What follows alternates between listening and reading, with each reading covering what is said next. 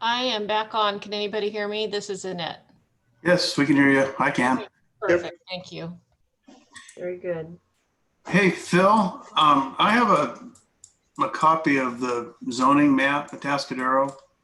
And I just, before we get started, it shows it a red as a commercial, is it? Shoot. Commercial retail. That hasn't changed, right?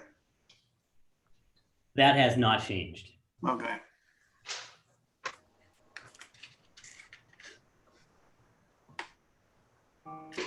Okay, is everybody ready to start?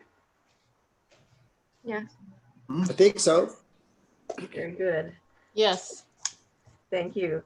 All right, I'd like to call the Design Review Committee meeting to order, and this is the meeting of Wednesday, November 4th, 2020.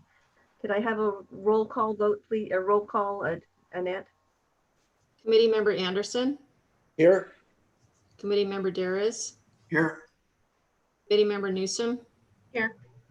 Committee member Baranek. Here. Chairperson Fonzie. Here. Thank you, Annette. All present.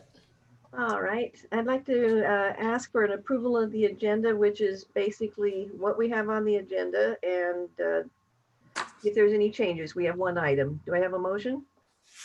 So move. I'll second. Okay, motion by Newsom, second by Anderson. All in favor say aye. Aye. Aye. Opposed? Okay, approval of the agenda is completed. Here. And let's move on to public comment. And I'd like to explain to those that are listening in that this public comment period right now is for those items that are not on today's agenda, over which the Design Review Committee has jurisdiction. So is there anyone in the public that would like to speak on an item that is not on today's agenda? And if you are here for today's agenda, we will give you another opportunity in a little bit. Do we have anybody, Annette? Or maybe Luke? I am not monitoring that part of it. I think maybe John is. John? Yeah, this is Okay. John. I don't see any hands raised at Right. this time. So we Very can good. All continue. right. I've talked to Mike, who gave that comment. 'Cause, yeah, I've replaced him here at the city. So yeah. Okay, so if I'm hearing it, we have no public comment at this point in time, right? Not that I can Yeah, see. we no. discussed it, and I actually kind of through Hey, what Lori. he. Can you mute? Okay, sorry about that, everyone. Okay, I'm going to close the public comment period for the general public comment and move on to the consent calendar, which is approval of the draft minutes of October 14th, 2020. Do I have any changes to the minutes? Or can I have a motion for approval of the consent calendar? I'll move to approve. Second. Okay, who was the motion by? Dwayne. Okay, and the second by Emily? Heather. Okay, all in favor say aye. Aye. Aye, opposed? Seeing none, the consent calendar is approved. I'd like to ask the members of the Design Review Committee if they have any ex parte communications. I know all of us have probably received the same emails, but some of you may have had phone calls or other communications. Let me just take it down the row. Committee member Heather Newsom, any ex parte? No, just the emails and some social media postings, but I have not had any direct conversations. Thank you. Committee member Dwayne Anderson. No ex parte. Thank you. Committee member Mark Darris. No ex parte, just the emails. Okay, very good. Committee member Emily Baranek. None, just the emails. Okay, and chairperson was myself, and I have had none except the emails as well. Thank you for that. And let's move on to our development project review. It's for a mixed use development at 11700 and 11600 El Camino Real. Staff report, please. Thank you, Chair. Kelly Gleason will be giving you the majority of this report, but I wanted to provide some background and just a background on kind of the direction that staff's going to be going today. This is a little bit different, the way we're going to be asking to handle this Design Review Committee meeting. Typically, we would be looking at a project, providing the review of the design and having the DRC deliberate on the design. However, in this case, we have received an enormous number of comments, and some of those comments have basically asked that they need more time to evaluate the project and that our noticing may have been inadequate. Now, I will say that our city attorney did look at the noticing, and the noticing was deemed to be legal and adequate. And I will note also that this is not actually a public hearing, but it's a public meeting. So it's a little bit different since the DRC does not take an action, unlike the Planning Commission and City Council, where those are public hearings and they are subject to different legal noticing requirements. But nonetheless, what we would like to do today is really start this hearing to hear from the public, to hear the applicant's presentation and staff's presentation, but to not deliberate on the project and instead continue it to a date certain, which is going to be December the 2nd. That's the first Wednesday in December. And at that point, we will take additional public comment. And again, we will be actually sending out new notices for the project as well.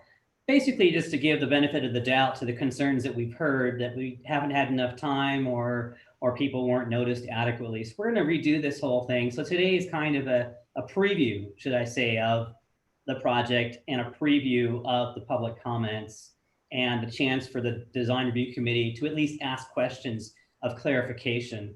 But then we're going to ask that you don't deliberate or provide recommendations on the project design at this particular time. In addition to that, I would like to provide just a little bit of history on this project site because it's very interesting. And if you can move to that slide. First of all, the location. Just so we're all familiar with the location, it is generally at the corner of Santa Barbara Road and El Camino Real. This is very close to the edge of the southern city limits. It is a commercial retail zone. It's part of a much larger planned development, which is Dove Creek. Dove Creek itself is a large planned development overlay zone that was adopted in 2002. It's about 5.2 acres, and it's in our general plan as commercial. Now, this entire retail center was approved. Actually, the entire retail center was approved prior to our last general plan, but in 2002, it was changed from a commercial designation, which was slated for very large retail. In fact, there was a Costco proposed here, a Trader Joe's, a lot of very significant development. And then at that time, the applicants decided to shift it to more of a mixed use project, retaining the small 5-acre parcel at the corner there along Cashin and Bliss as commercial, and changing the zoning right at the same time we adopted our new general plan in 2002. And at that time, the city was very concerned about the loss of commercial and very concerned about the balance of residential to commercial generally overall in our community because it was not at a healthy level, just as it is today. So therefore, they mandated through the project conditions that priority be given to this commercial parcel, that it be retained as commercial for commercial development, and that it develop ahead of the residential project. Well, step forward, gosh, almost 20 years, 18 years now, that didn't happen. And it's remained vacant ever since. In fact, a good thing to note is that on the deeds that are given to people that buy properties in Dove Creek, it is noted that this is preserved for commercial and that it will someday develop as a commercial location and that they get access from Cashin and Bliss. And in fact, they were restricted access from El Camino. I just wanted to lay that background because I think there's been some misunderstanding as to, hey, this applicant's coming in to provide for a commercial project where there was once, nothing approved or nothing planned. But there is actually an approved commercial project here. And I think Kelly's going to give you a presentation now that's going to provide a little more of those details about what's approved today and what these applicants would like to do. And in general nature, what these applicants are trying to do is bring forward a project that is actually more compatible with the community and the neighborhood, while at the same time more in line with where the demand is for development today, which is less commercial and more mixed use, residential, lodging, tourism, more of those things that are less intensive traffic and better suited to fit with the community. But given that, they do have a very bold and very ambitious project albeit exciting, but it is a big change for this particular location. So I can understand that the surrounding community certainly has questions as to how that fits in with the general plan. And but without taking away too much surprise, Kelly, once you start the presentation, I explain the whole thing. Thank you. So what the applicants are proposing at a general level is a master plan of development amendment. So the original Dove Creek development was approved with an entire master plan for the entire 36 acre or so site, which included the residential component and the commercial component. So they're just focused on changing that commercial design component as was approved with the master plan and development. They're not looking to change any general plan or zoning designations. The site would remain commercial retail with the mixed use general plan designation over it. The project did go to City Council for authorization to proceed.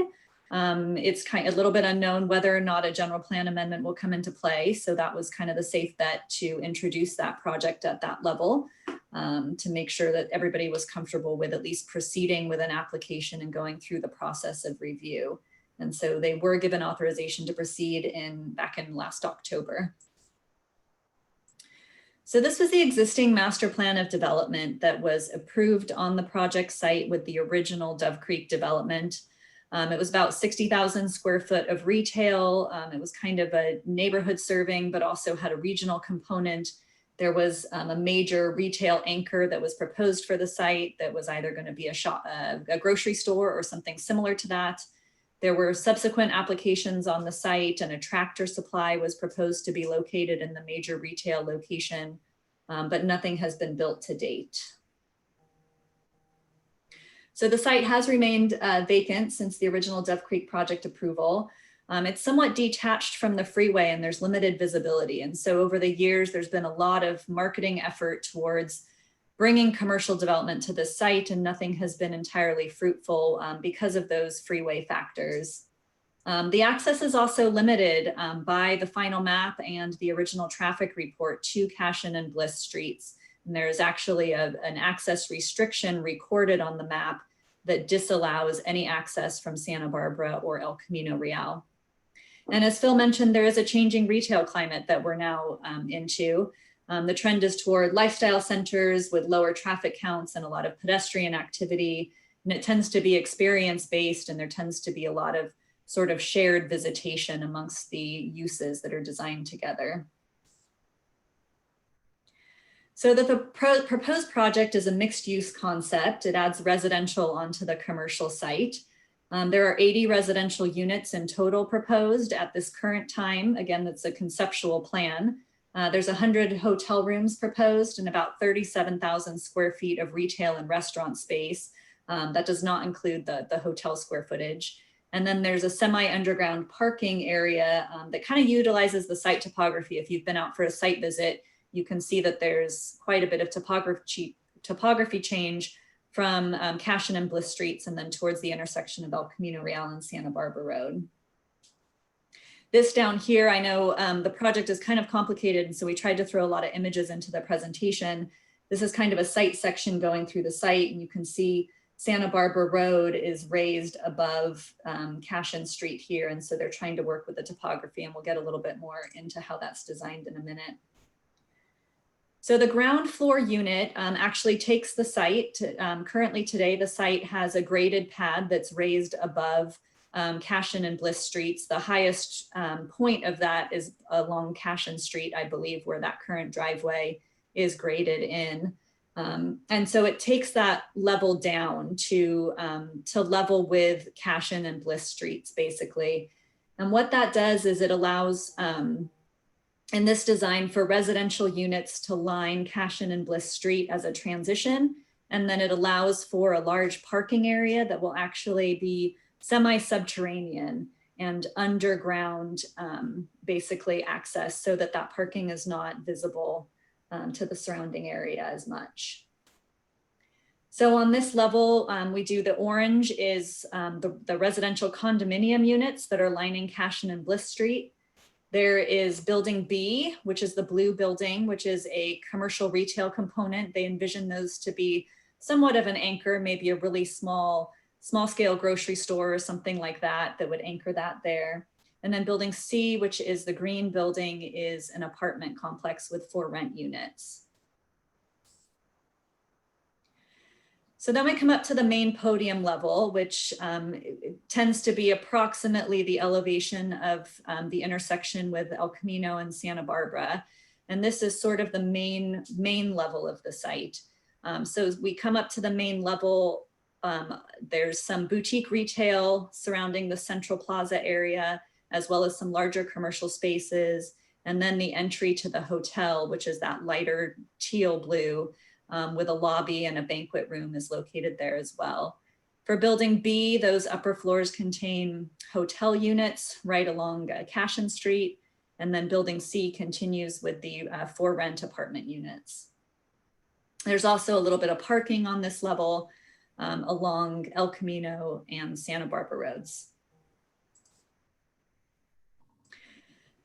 So the applicants had proposed 2 central plaza concepts that they're looking for input on. And as we collect the information and then move towards the December meeting, hopefully we can come to some consensus on some direction to give them. So the first concept is kind of designed with resort style spaces. And so this is envisioned where the hotel would be more of sort of a resort destination. The pool for the hotel would be down on that courtyard plaza area. There would be some poolside amenities such as cabanas and maybe a bar that's accessible through the pool as well. And then some surrounding boutique retail that helps sort of support that resort feeling. It could also allow still for some restaurant spaces. There's still in the design a lot of areas next to the retail and restaurant spaces that could be used for outdoor dining that would not necessarily need to be associated with the hotel. So it's kind of a mix of that resort and then accessory retail uses. The second design concept is more of general public spaces. So they have a larger turf area that's meant to be a little bit more a park-like setting. They continue to have spaces around the retail for things like a beer garden or outdoor spaces associated with restaurants or retail. They have a couple extra spaces for non-permanent vendors in this design that could kind of facilitate pop-up markets and things like that. So under this scenario, it's a little bit more open to the general public. It wouldn't be a fenced-in poolside area, and the pool is envisioned to be relocated to the rooftop of the hotel for hotel guests only. In the previous concept, the applicants have suggested that they are looking into, if the pool is on the courtyard level, potentially making that available to residents of Dove Creek through a membership style use. So then we move up to the 3rd and 4th floor off of Cashin and Bliss. Again, we have some residential uses and mostly the hotel uses. So I wanted to draw attention to this section at the bottom of the screen. So you can see the existing residence adjacent to Cashin Street. And then what they've done is they've created the 3-story residential building adjacent to Cashin. And then that 3rd story has a slightly smaller footprint to kind of allow the building to tier up and kind of reduce in mass as it goes higher. And then building D is a 4-story building for the residential, but a 2-story building from the podium level. So they were able to kind of squeeze an extra level of residential in there because of the high ceilings of the retail space and the semi-subterranean parking level. And then we go up onto the central podium and we see the hotel, which is closer to El Camino and Santa Barbara roads, and then the commercial on the ground floor there. So we do have a hotel roof deck that's proposed as well. It includes some accessory uses such as a bar that might be open to the public on the roof deck. Again, the pool might be located up there if it's not located on the central courtyard area. And then there are just a couple of penthouse rooms up there. So the few penthouse rooms are basically what makes the structure. It's a smaller footprint, again, similar to what they did to the residential lining Cashin and Bliss, so that it's not as massive there. And then there's just some hotel roof deck uses as well. So neighborhood character is what we heard concerns about, and we wanted to make sure that we address when the council first heard the project and authorized the application to proceed, which is why we're coming here in one of the first hearings of our somewhat lengthy process for this project. So in terms of neighborhood compatibility, we want to look at building height. We want to look at the interface between existing residences and the project site, and the mix of uses and just how everything is going to work together. So a little bit about the individual buildings and where they're located in the design. So buildings E and D are the residential buildings that tend to line Cashin and Bliss streets. Building E, the E buildings are what the residents will see from Cashin and Bliss streets. And those are the 3-story units with that 3rd floor being a smaller footprint area. You can kind of see in blue outlined here, this is currently how the units are envisioned to lay out within that building. So there are a couple of stacked 2-story units and there are a couple of 1-story units in there. And then the lower image is a computer rendering of what that looks like with the existing residential units and the new proposed building. So then building D is inset slightly from that and is adjacent to the podium and main retail level. So the main image here is, they call it like a residential alley in between buildings E and D. It allows for access to the units with vehicles for moving vans and things like that. But it's also meant to be more of a pedestrian courtyard space. There's no garages or anything off of that pedestrian alley, but it is available for emergency access and for moving and things like that. So buildings B and C are both located at the corners of the internal streets and then our external, more major city streets. Building B, as I mentioned before, has ground floor retail, and then the 2nd and 3rd floors are the hotel uses. And then building C is the 3-story apartment building. Both of the buildings are designed very similarly, so we've kind of grouped them together. So this is the image of building B. You can see on the lower image that they have the commercial storefront on the lower floor. And then the hotel units tend to mimic the design of the residential units. The applicants did design in the stairwell feature for that building fronting Cashin. They felt that they heard neighborhood concerns at the original council meeting about privacy. And so they wanted to make sure that they added some design features that address that concern. And so the area outlined in blue is the stairwell and elevator feature and will not have occupied space looking out from those windows. And this is building C, similarly designed with the stairwell fronting Bliss, but you can see the additional residential units on the ground floor.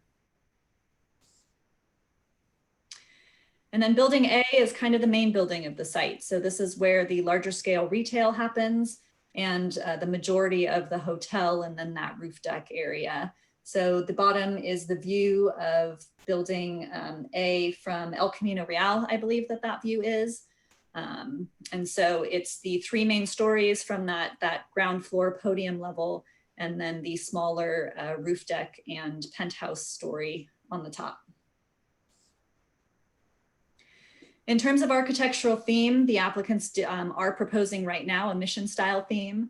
It tends to have a light stucco finish, some tile roof features, some arched windows and wrought iron accents.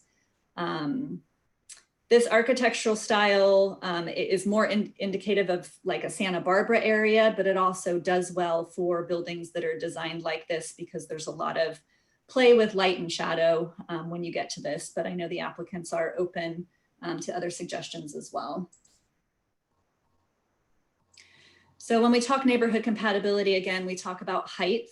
This is a little bit of a unique project because they kind of have 2 ground floor levels that we're measuring from. So this chart was included in the staff report and it goes over some of the height. We did try and provide measurements both from the ground floor when that was appropriate, and that's what the neighborhood would see. And then also from the podium level. So for example, the hotel and the larger commercial building, you won't really ever see the depth of the parking below them. And so those heights are more appropriately measured from the ground floor podium level. You can see in this chart that they, if they proceed forward, will be requesting a height exception for some of their buildings. And that can be discussed at the December 2nd meeting when it all soaks in and you have any comments on the appropriateness of the height and scale. So in terms of next steps, this is the DRC and public review meeting where we're trying to get some information out and you can receive some input from the public and the neighborhood. We'd love to answer any clarifying questions today. And of course, we're always available for phone calls and emails if additional clarification needs to happen after this meeting.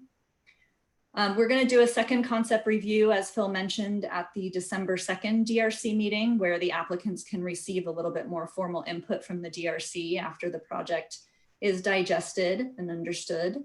After that, this is kind of just the start of the project. So after that, we would get into staff and CEQA analysis. So we have a lot of city codes that need to be met and a lot of analysis that needs to be done with compliance with state codes and things like that.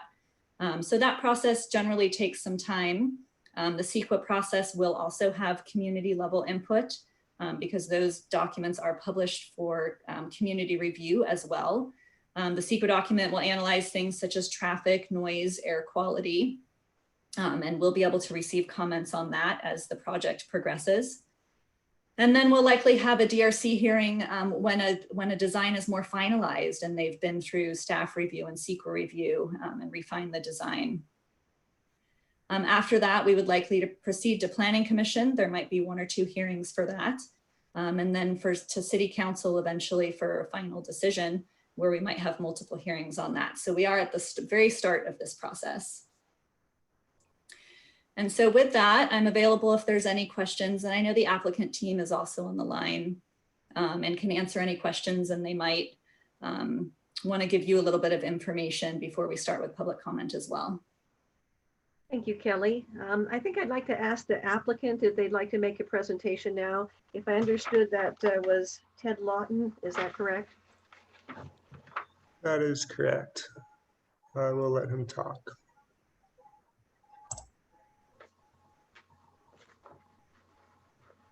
Hopefully I press the right buttons here. Hello, Hi, Ted. John, am I on? Are we live? You We are are live. live. Yep. I'm alive. All right, that's great. I got to say that because last time I did one of these for the city of Grover Beach, I went through half of my presentation muted. So hoping not to make that same mistake again. So I just wanted to say my name is Ted Lawton with Cal Coastal Communities for the record, and really wanted to recognize the wonderful job that Phil and Kelly have done, both drafting the staff report, which is not an easy process considering how complex our project is. And then also I think they did a fantastic job with the presentation here this afternoon as well. And we also want to thank all of you for having this meeting today, because I know it's kind of a weird day for everyone, but really appreciate making this opportunity happen. With that, I just wanted to say a little bit about our journey. Well, I guess first of all, I'd like to say, our team, I think this is a really special opportunity here for Dove Creek and for the city of Atascadero. I think we're really fortunate to have such a large portion of our team as current Dove Creek homeowners.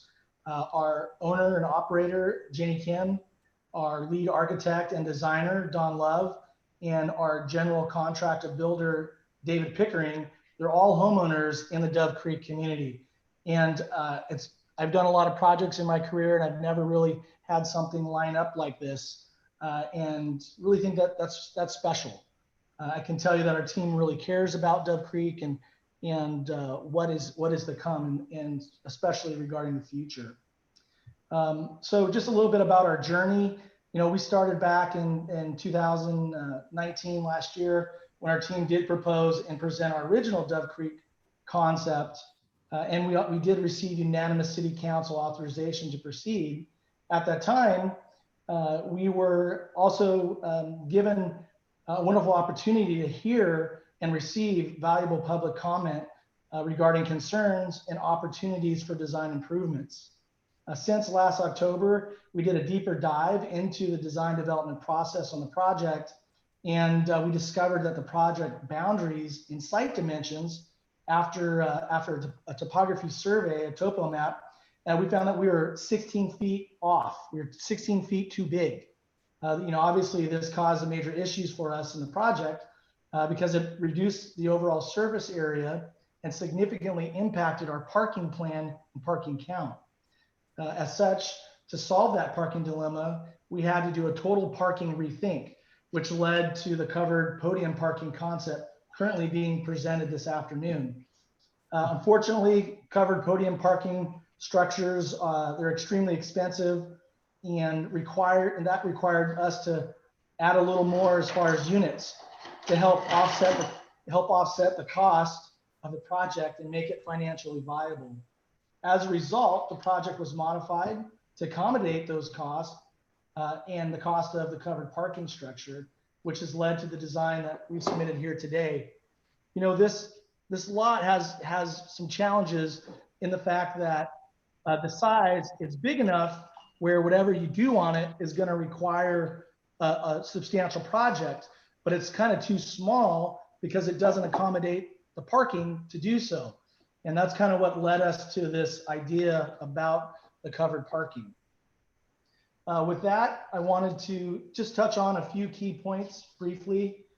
First of all, like I said earlier, this project is going to be owned and operated by a Dove Creek homeowner, designed by a Dove Creek homeowner, built by a Dove Creek homeowner, for Dove Creek homeowners, all of which want to see the best possible project that will enhance the overall quality of life and increase home values in the Dove Creek area by creating one of the first of its kind, amenity-rich, outdoor, experiential, mixed-use commercial neighborhood for the Central Coast. Currently, the 24 planned commercial units will create an average of 5 to 20 jobs per unit, or approximately 200 to 300 jobs with at least 24 head of household jobs. This will result in over 200 plus Atascadero residents that will not need to leave Atascadero every day looking for work outside the city. This project will be one of the largest job creation opportunities Atascadero has seen over the last decade, especially during times of retail decline and COVID-19 job losses. Additionally, our team and bank are ready to make a significant $60 million investment in the city of Atascadero, one that will have a profound positive economic impact for decades to come and will be one of the largest capital investments in the history of Atascadero. This project will need to compete with other sought after destinations locally like Pismo Beach, San Luis Obispo, and the Paso Robles wine country. Like the design inspiration that it is modeled after, Bacara Ritz-Carlton, located in Goleta, not Santa Barbara, the Bacara became very successful based on design quality, abundance of program amenities, and ease of access situated outside of the crowded downtown Santa Barbara area. All of these attributes can be applied to the Dove Creek Promenade as it shares close proximity to the highly sought after destination of crowded downtown San Luis Obispo and Pismo Beach. This is a project that either city would be envious of and will be the first of its kind in the county. The current proposed project will be pedestrian friendly to all southern Atascadero while providing missing services and shops like small grocery store, deli, restaurants, etc., reducing the need to leave the area to access these goods and services further north. Additionally, the project will have less traffic volume and impact compared to the originally entitled, previously planned large commercial shopping center that the residents were made aware of, signed, and received full disclosure on prior to purchasing their home in Dove Creek. The project will provide a large open space park, plaza setting, and surrounded by public serving amenities for Southern Atascadero corridor that does not currently that it does not have and so desperately needs, including a market, a coffee shop, breakfast restaurant, brew pub, fine dining establishment, small takeout restaurants, day spa, gift shop, martial arts studio, student tutoring center, small bakery, art studio, amongst others, all of which are currently being planned and are in the works, meaning we're going out actively engaging in LOIs with these businesses, so that way we have the space filled day one. The hotel component will allow Dove Creek residents a walkable place for friends and families to stay and provides much needed TOT income for the city for years to follow.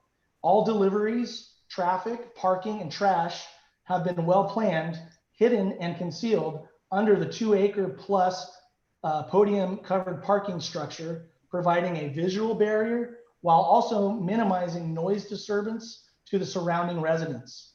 The overall design has been created to serve a small local community based on size and scale, allowing for small affordable business shops, while also including a few retail anchor sites, making it easy to fill up and lease. Additionally, having eyes at night on site to watch over the commercial space for after hours safety is usually not available in traditional shopping center developments. There will also be a gated underground parking to provide added safety and security benefits. Other key design considerations have been made by the architect and designers to maximize the lowest visual impact possible while maintaining privacy and view corridors for the surrounding neighborhood and providing safe, easy circulation for both pedestrian and vehicular travel throughout the interior and exterior of the proposed buildings. Something else kind of in closing that I really wanted to mention that our team is very open to and receptive to is the needs and concerns of the community. As you know, we want to make sure that our team is delivering a project that will add to the overall experience and quality of life to the residents. We understand that this is an iterative process, and we will absolutely take any feedback received as a way to strengthen the overall project. Most importantly, we want this to be a project that Dove Creek will want to experience on a daily basis, and that will ultimately bring a positive impact to their overall quality of life. That is our goal. At this time, I would like to briefly introduce our team and allow them maybe an opportunity to provide comment regarding the design and vision for the project as is currently being proposed today. First, we have Don Love, our architect. We also have Wes Arola, our landscape architect. And finally, Matt Walsh is our civil engineer. He can talk briefly about grading and drainage and those sorts of things. And I just again want to thank the DRC members and staff for the opportunity of being available today to share our project. And with that, I guess I'd like to turn it over to Don Love, if you don't mind. Great, thank you, Ted. Hi, my name is Don Love. I'm the project architect with Love Architecture. As a Dove Creek homeowner, I'm excited to share this exciting project with my friends and neighbors. This entire design was created based on Dove Creek residents' needs first and foremost. I want to start with compatibility. Just based on the overall design mission style, we feel it's compatible with the existing Dove Creek while differentiated and special. And it tends to have an upscale feel that we're going for to draw people in. As has been stated, the site is zoned commercial retail, but we knew that it was important to bring in residential to provide that buffer zone between the existing Dove Creek and this commercial property. Along with that buffer zone, we opted to provide an additional 10-foot setback, which is not required to provide a green belt between the parking and the residential. As far as the 3-story versus 2-story design options, we decided to opt to lower the grade, as mentioned, 12 feet to provide that 3rd story. We feel that with the separation between the existing residences, the 10-foot buffer, the street trees provided on both sides, and along Bliss and the center of the street, that we've created optimal visual separation from the existing residents and the new buildings. I've also taken careful consideration with window placement, as mentioned in our placement of elevators and stairwells. The massing also, if you look at the building sections, the tallest parts of the project are towards the corner of Santa Barbara and El Camino, away from the existing residents. The traffic impact along Cashin and Bliss has been minimized based on the existing apron locations, and the design discourages people and visitors from driving through the property from Cashin to Bliss or vice versa. This was accomplished by having the continuous residential along the perimeter with no vehicle or pedestrian access directly to the podium. So people will want to park below the podium where the cars are shaded out of the heat and they have direct access to where they're going to visit on the property. While speaking about parking, I want to bring up that we have opted to provide 100 additional parking spaces over what is required to try to minimize the impact along Cashin and Bliss. We've also, all of the residential units along the perimeter were designed with their front doors facing the residential alley. There are no doors facing Cashin or Bliss, so people are discouraged from parking along the streets there. So I think that's about it. Everything else has been covered. I just want to say, as a Dove Creek homeowner, I'm confident our team has created an environment which will benefit Dove Creek residents in many ways and for many years to come. And we thank you for the opportunity. Thank you. Thank you, Mr. Love. Yeah, so I think next up would be Wes Arola, our landscape architect, if he's on the line.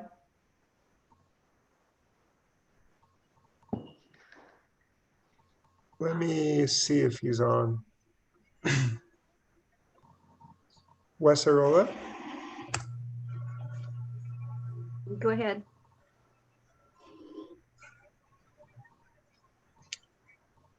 Hi, Wes.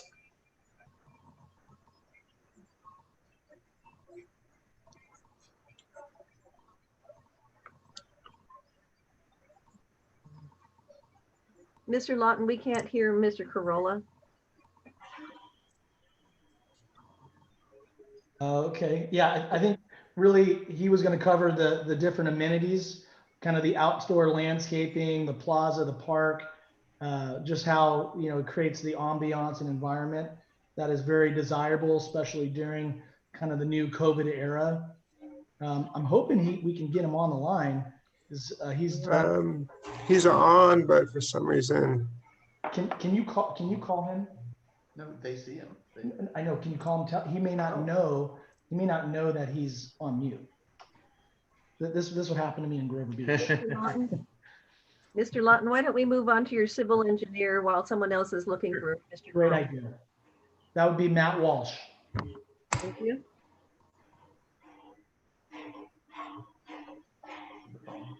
Hi, Matt. Can you hear me? Yep. Yes. Hey, thank you, members of the DRC as well as the project team.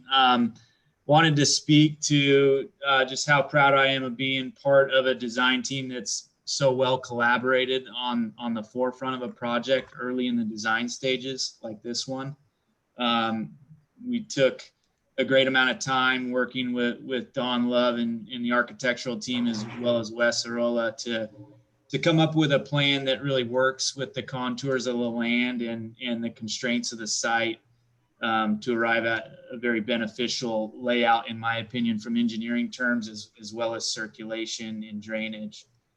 So one thing we did was early on looking at the desires for parking and working with Don and parking counts. We are lowering the site and working with the high points and low points of the site to really arrive at a very beneficial grading plan. And it really integrates well with the existing streets and their elevations, and in my eyes helps reduce the building massing for the site by tucking the building down in, so it really correlates well with the street elevations. So that's one thing we can speak to on the grading side. And then in terms of drainage, we were able to work as a project team to reserve some space to allow us to treat the stormwater generated from the site in a responsible way and arrive at some biofiltration basin areas that are going to be assets to the landscaping plan, really, in the frontage near the bulb out. And that was just one more piece of integration that really felt natural in fitting within the surrounding neighborhood. That in conjunction with nice wide drive aisles for internal circulation that are going to serve, not only the residents of the project well, but going to serve fire and life safety needs as well in terms of fire access. So that's a real quick rundown of my perspective on the civil engineering and how we've integrated these thoughts into the overall plan as a team. Thank you. Mm-hmm. All right, if you're done with the applicant, I'm going to go ahead and open this up to questions. Hey, can you hear me? Yes, I can. Yeah, so we have Wes Arola. We're going to plug him in through our sound audio, if you don't mind. Perfect. Okay, Wes, can you introduce yourself, please? Yes, hello, this is Wes Arola, landscape architect. Can everyone confirm they can hear me? Yes. Yep. Yes. Great. So yeah, I just wanted to touch quickly on the landscape portion and really just make a significant point that the design team and development team is fully committed to a premium landscape design. And I think it's very important for this project that it is a significant there's an effort put into the landscape so that, again, it is very complementary to the architecture style and provides value to the project, and it's very integral in the design process. There's tons of amenities that are shown in the initial designs and concepts, both public serving amenities and for the residential users. Lots of amenities that are kind of more related to a park-like setting, items like a dog park, fire pits, beer garden, a very pedestrian-based environment that we look forward to developing further. Of course, furnishings and materiality really help to bring the pedestrian experience to life. So I think that pretty much touches on it, and I didn't want to repeat much what everyone else touched on, but I'm really looking forward to this project, and I'm excited to be a part of it. Thank you, Mr. Arola. Do you also live in Dove Creek? No, I do live in the county, further south. Very good. Thank you. Okay, Roberta, I just wanted to mention if people wishing to speak could use the raise hand function, that would alert us to the fact that you'd like to speak. And then for the people on the phone that have called in and are not on through the webinar, if you push *9 on your phone, that will show us the raise hand feature as well, and we'll know that you would like to speak. Very good. Okay. Let's go ahead and we'll open it up to public comment. Usually we have questions from the DRC, but I know that there are people that are waiting to speak. I would ask that those who are waiting to speak ask questions about what we've heard so far and not give a general opinion unless it's on the delay that we will be having and postponing and continuing the meeting, because this will be talked about again in greater detail in a couple of weeks. So let's go ahead with the questions. This would be public. Please state your name for the record. This is John. So I'm not seeing any raised hands at the moment. Okay. Then I'm going to leave public comment open and we'll kind of go back and forth. If we do get any questions, let me know, John. Just go ahead and okay. So I don't want them left out of the process. But they're coming in now. So I could just go ahead and state their name and let them talk. So I'll just go down the list. The first speaker is Sue Gibson.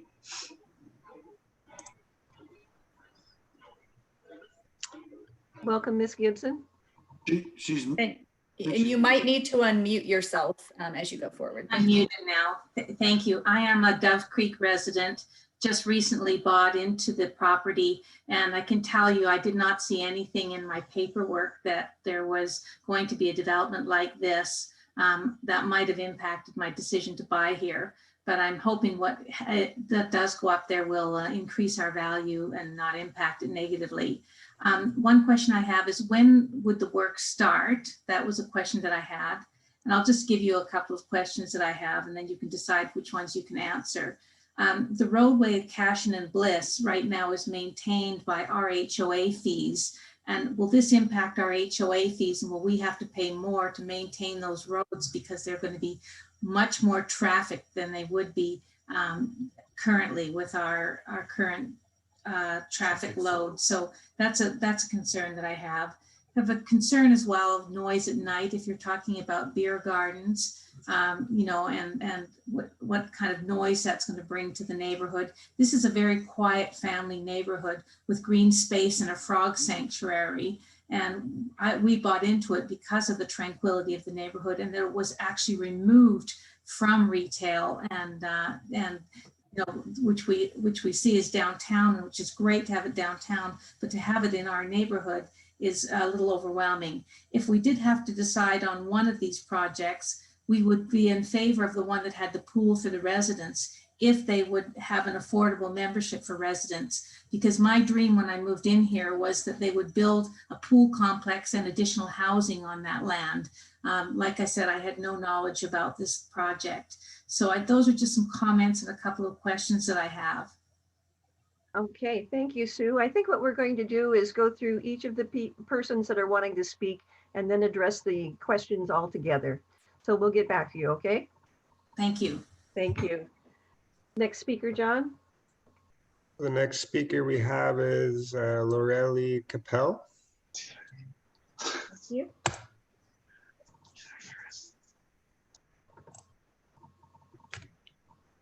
Lorelei, we can't hear you.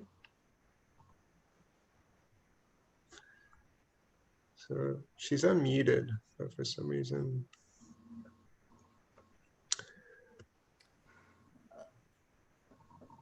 Hello, Lorelei?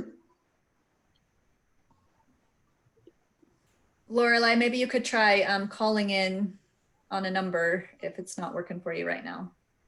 Okay, John, why don't we move on to the next speaker and see if Lorelei comes back. Sure.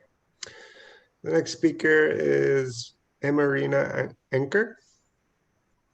Okay. Hi, can you hear me? Mm-hmm. Not very well. Not very well. Here, I'll get closer.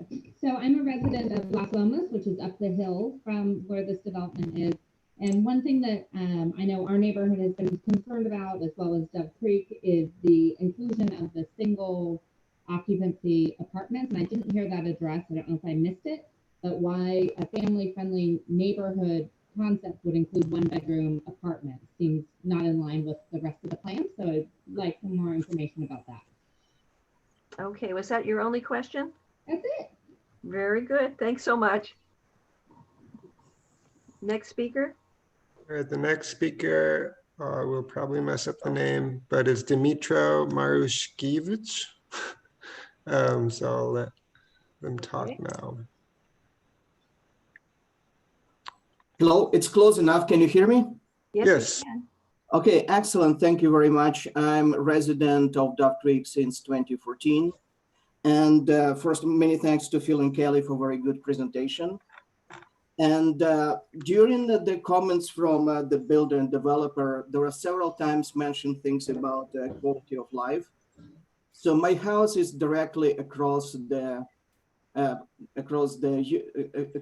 place, and unit E will be watching directly into my windows. So can somebody comment how this is going to enhance my quality of life? And originally when I bought, I actually did a due diligence. So there was a full expectation that there will be commercial development across the street. So like 1 or 2 stories, not the 3 stories monster that is currently facing it. And there was also a full expectation that as a commercial development, during the night, it will be like there will be no people there. Now I'm facing the whole building, 3 stories, watching my bedroom, bathroom, my backyard. all the time, day and night. So I would be curious to see how this, and also from the architecture, how this helps quality of life. The second thing, it's also a question to clarify, is that based on such a huge development, is how many years this development gonna happen? Or in other words, how many years of misery people around this development gonna face? Okay. Yeah, and overall, it's kind of, these are main comments. I'll also send the email with more details. I can illustrate how view gonna look like from my house, but that's kind of my major concern. It's huge blow to quality of life for me and my neighbors. And I would like to see how developer gonna mitigate this. They were not able to get approval or at least support from the community last year for a much smaller development. Now it looks like they're doubling down on something way bigger than that. Thank you very much for your attention. Okay, Dimitro, I'm sorry if I get your name wrong, but I wasn't sure about your second question. Are you asking how many years this project? Yeah, I'm asking, there was a question, when development gonna start? My question is how long, given the complexity and the scale? Okay, so how long will be the construction? Yeah, how long will be the construction time? Great, thank you so much. Next speaker. So it looks like Lorelli called in. Lorelli, are you able to speak? I am. Can you hear me? Yes. Yes. Okay, wonderful. Thanks for having me, and thanks for the wonderful presentation by staff and the applicant. I am a Atascadero resident, homegrown here in Atascadero, and I just had a couple questions about this project.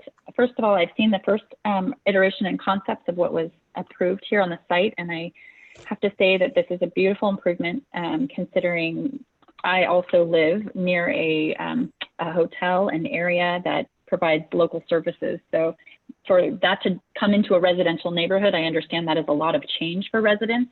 But from my personal experience, it's been a really, really beautiful awakening for me to know that now I live in an area that is walkable services that my children can walk to. They can go grab a Starbucks. We can go have dinner at our local Spring Hill Suites down by my area of town. So I'm excited to see this, although I know that the change is really challenging for people to deal with. But this is a huge improvement from what I understand is approved and is allowed on the site. Two questions for the applicant team is connectivity. So I really enjoy walking the mile or so down to our services nearby, and so do my children and my family. That's a really big piece. What is the connectivity from the community, the local surrounding community, to your project, and how will they be accessing that? And finally, you know, this area of town is a really special opportunity site. It's been vacant all my life, obviously, and it's kind of a food desert, if you will, from everywhere from San Luis Obispo all the way over the grade. This is the first opportunity for a lot of those residents in Santa Margarita and Garden Farms to be accessing any kind of food. Can you tell me a little bit about, you mentioned all of these uses, how, what kind of services they'll be able to benefit from, and the local residents next door can benefit from, as far as a market or, you know, restaurants? What, can you give me any more detail as to what will be provided, so I can understand kind of what the end product will look like? Thank you, Ms. Capel. We will get that question answered for you. Thank you. Okay, any more speakers, John? Yes, it looks like we have one more, James Santos. Thank you. Hello, my name's James Santos, and my family and I are residents of. James, could you speak up just a little, please? Yeah, how's that? Good. Yeah, so we're residents of Dove Creek. I got a 4-year-old, and we actually walk right by there often. We do a little loop around Dove Creek here. But yeah, we're really excited. Me and a few of the neighbors who have heard about this, because this is really what we've been lacking, are the places to go out and eat and all that. We're not concerned at all. We think, if anything, this will improve value of the properties. I'm just curious, yeah, what type of restaurants would go there? Maybe if we have any kind of input on, you know, voting some in or something. And then also, when would it be complete? Because yeah, we are looking forward to it. Okay, is that it for you, John, or James, excuse me?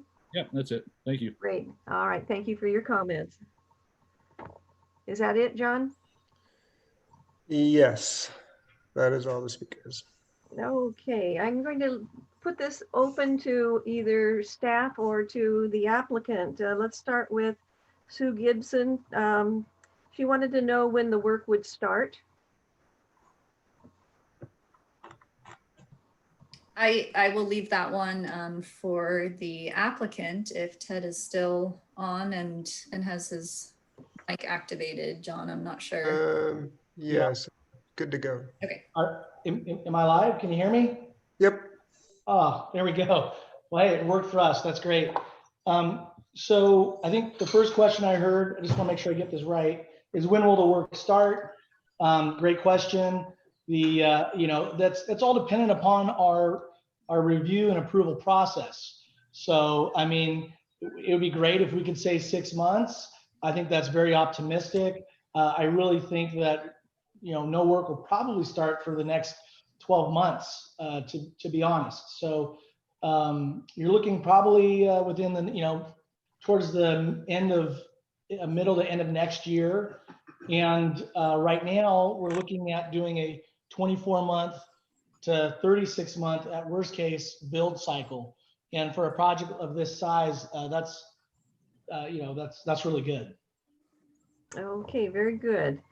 And I'm not sure if you're the right person to ask this one, but Ms. Gibson had a question regarding the roadway maintenance fees that are currently paid for by their homeowners association fees.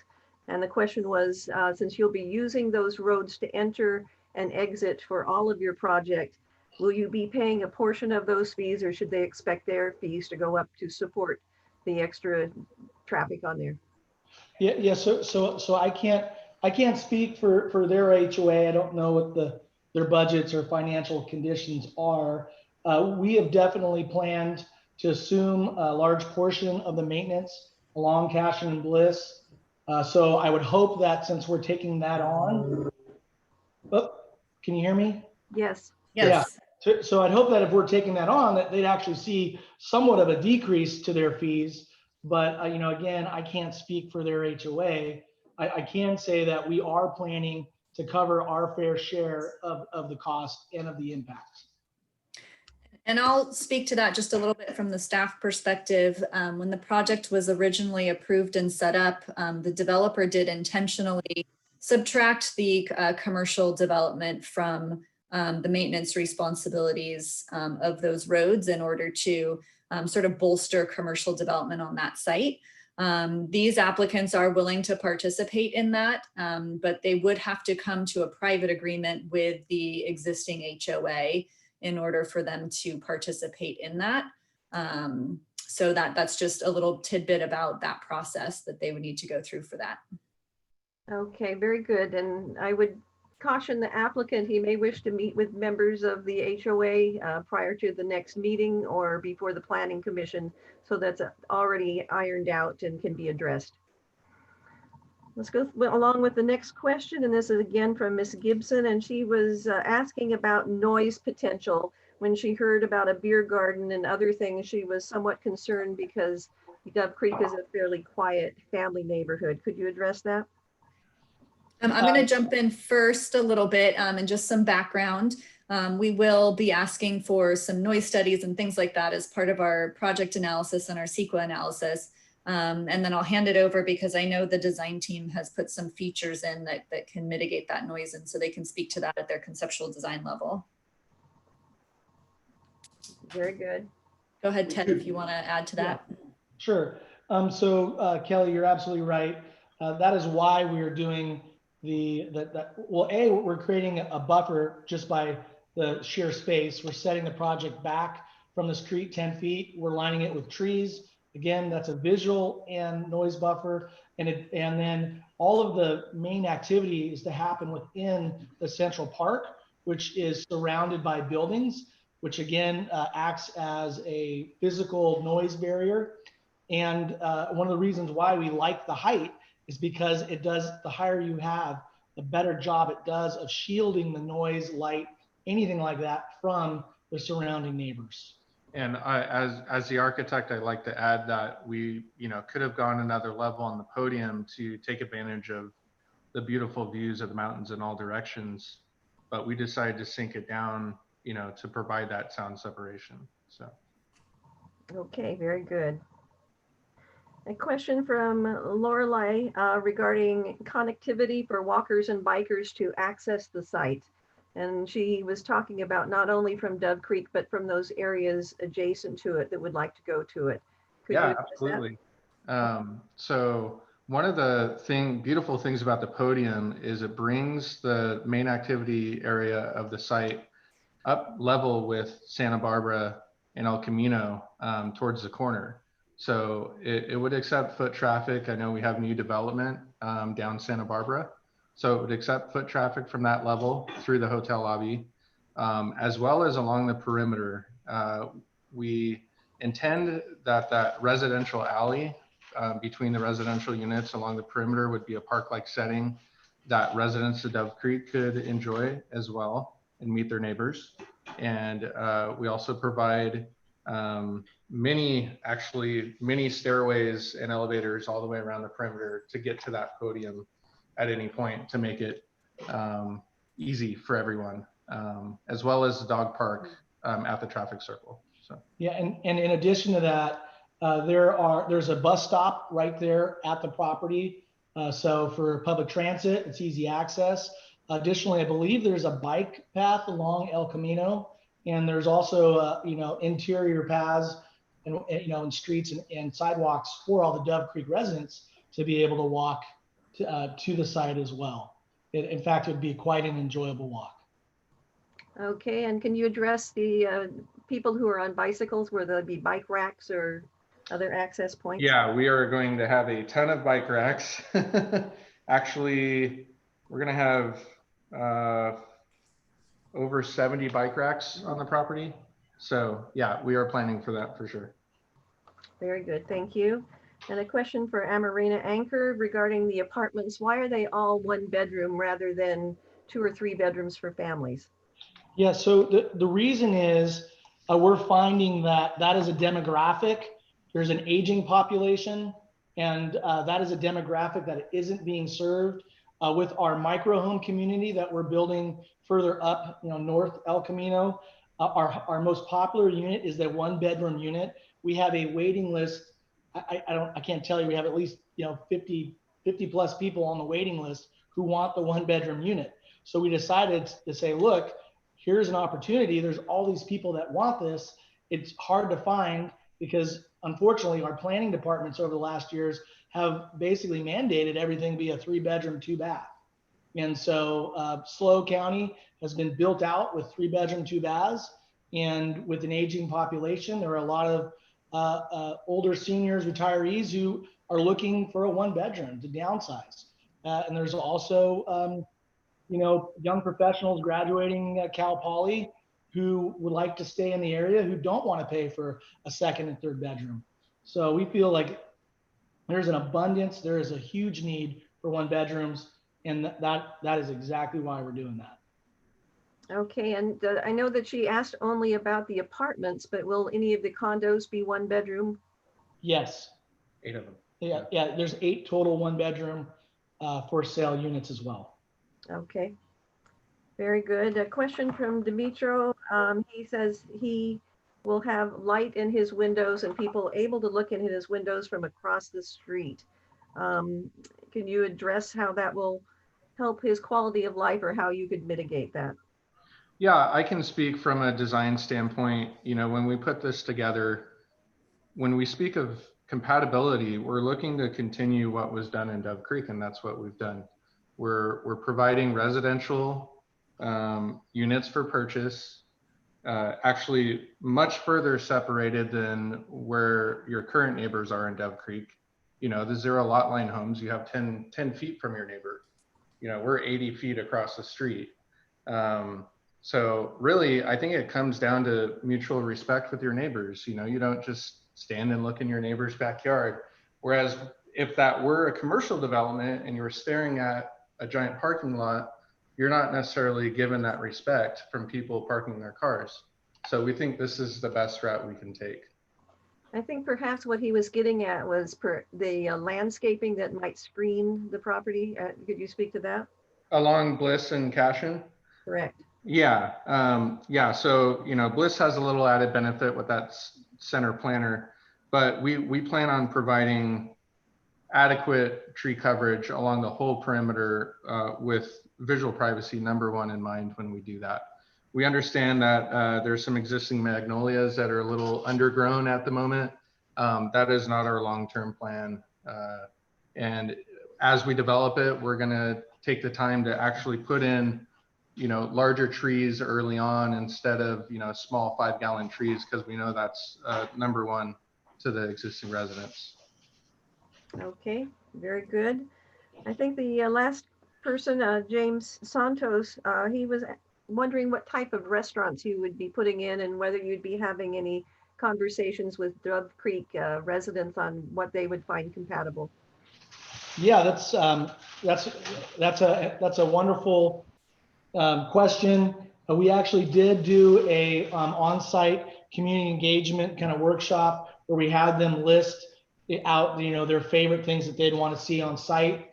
Restaurants, brew pubs, all of that ranked very high on the list.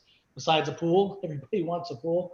I wish I could tell you who it is, but I can tell you that the restaurant operators that we are pursuing would be like a Scout Coffee, would be like a Giuseppe's restaurant, would be like a Okimomo, it would be like a Good Earth, Whole Foods, grocery store. These are the types of people that we are pursuing. And then again, we're open to all other suggestions, recommendations. I'm just saying that we are pursuing what we think are kind of the hit local restaurants to be a part of this very special opportunity.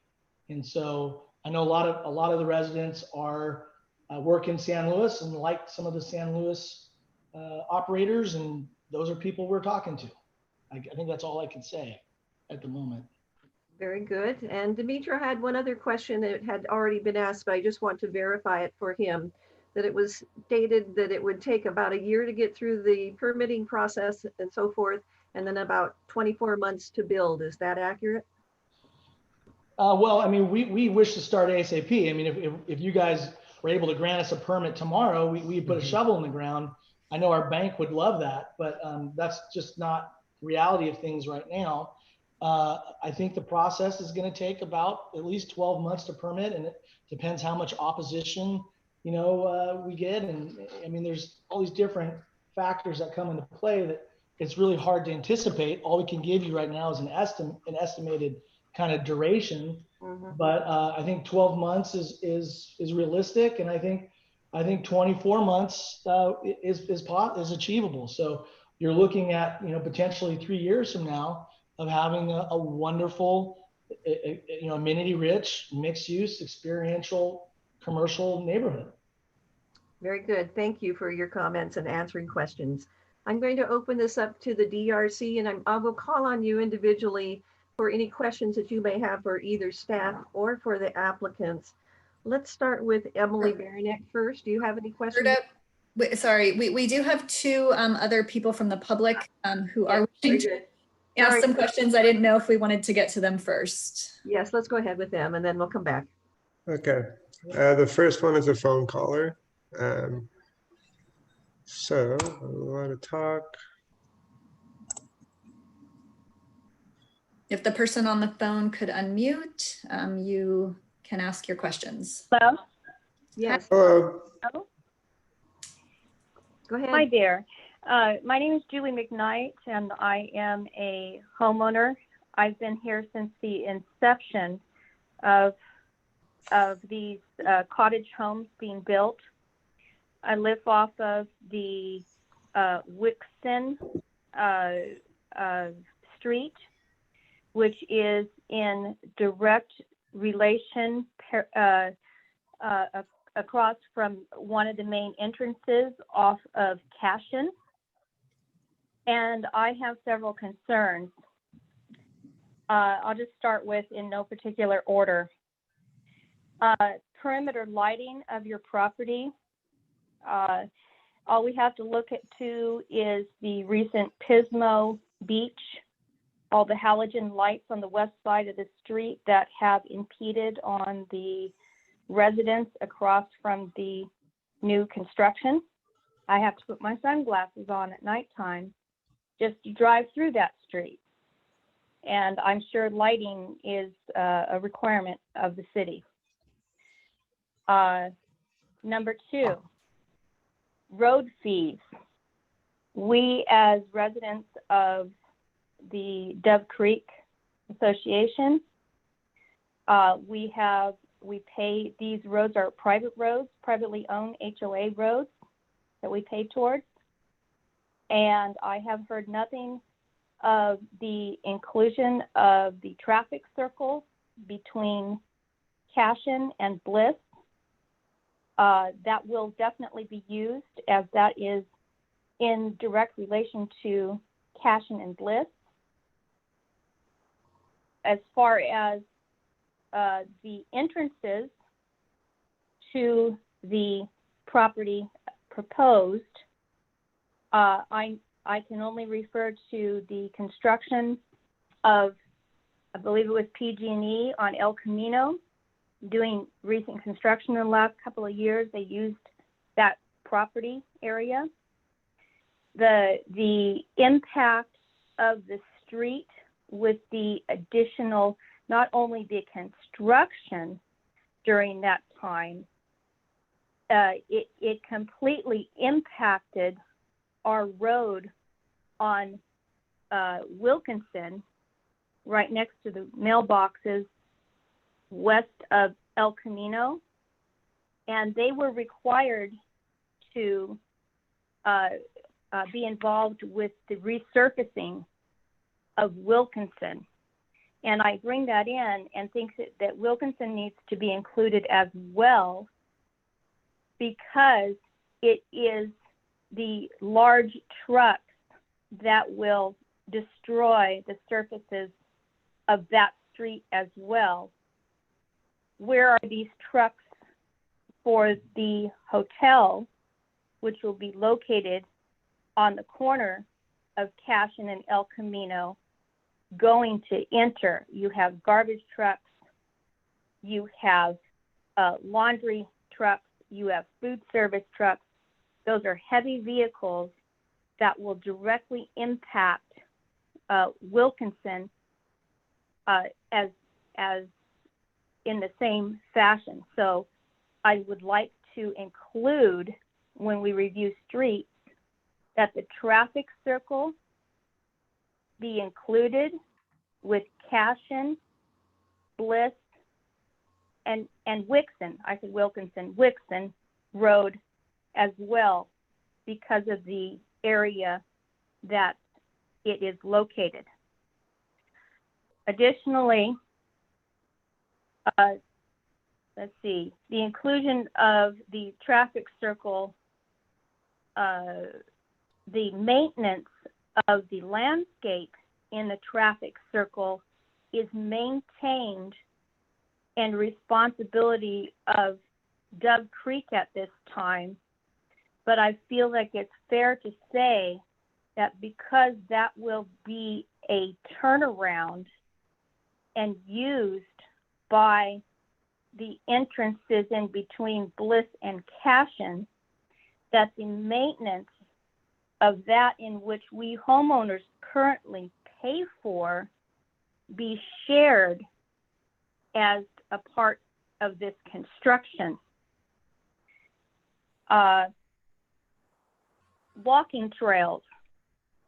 The use of the Dove Creek walking trails is currently maintained and paid for in full by Dove Creek residents. How is that to be handled when you have several bike arrangements available to your residential units that you are going to build? Towing. Currently, the streets of Dove Creek are owned privately by Dove Creek residents. We have the right to tow vehicles that are not parking in accordance to any of our streets.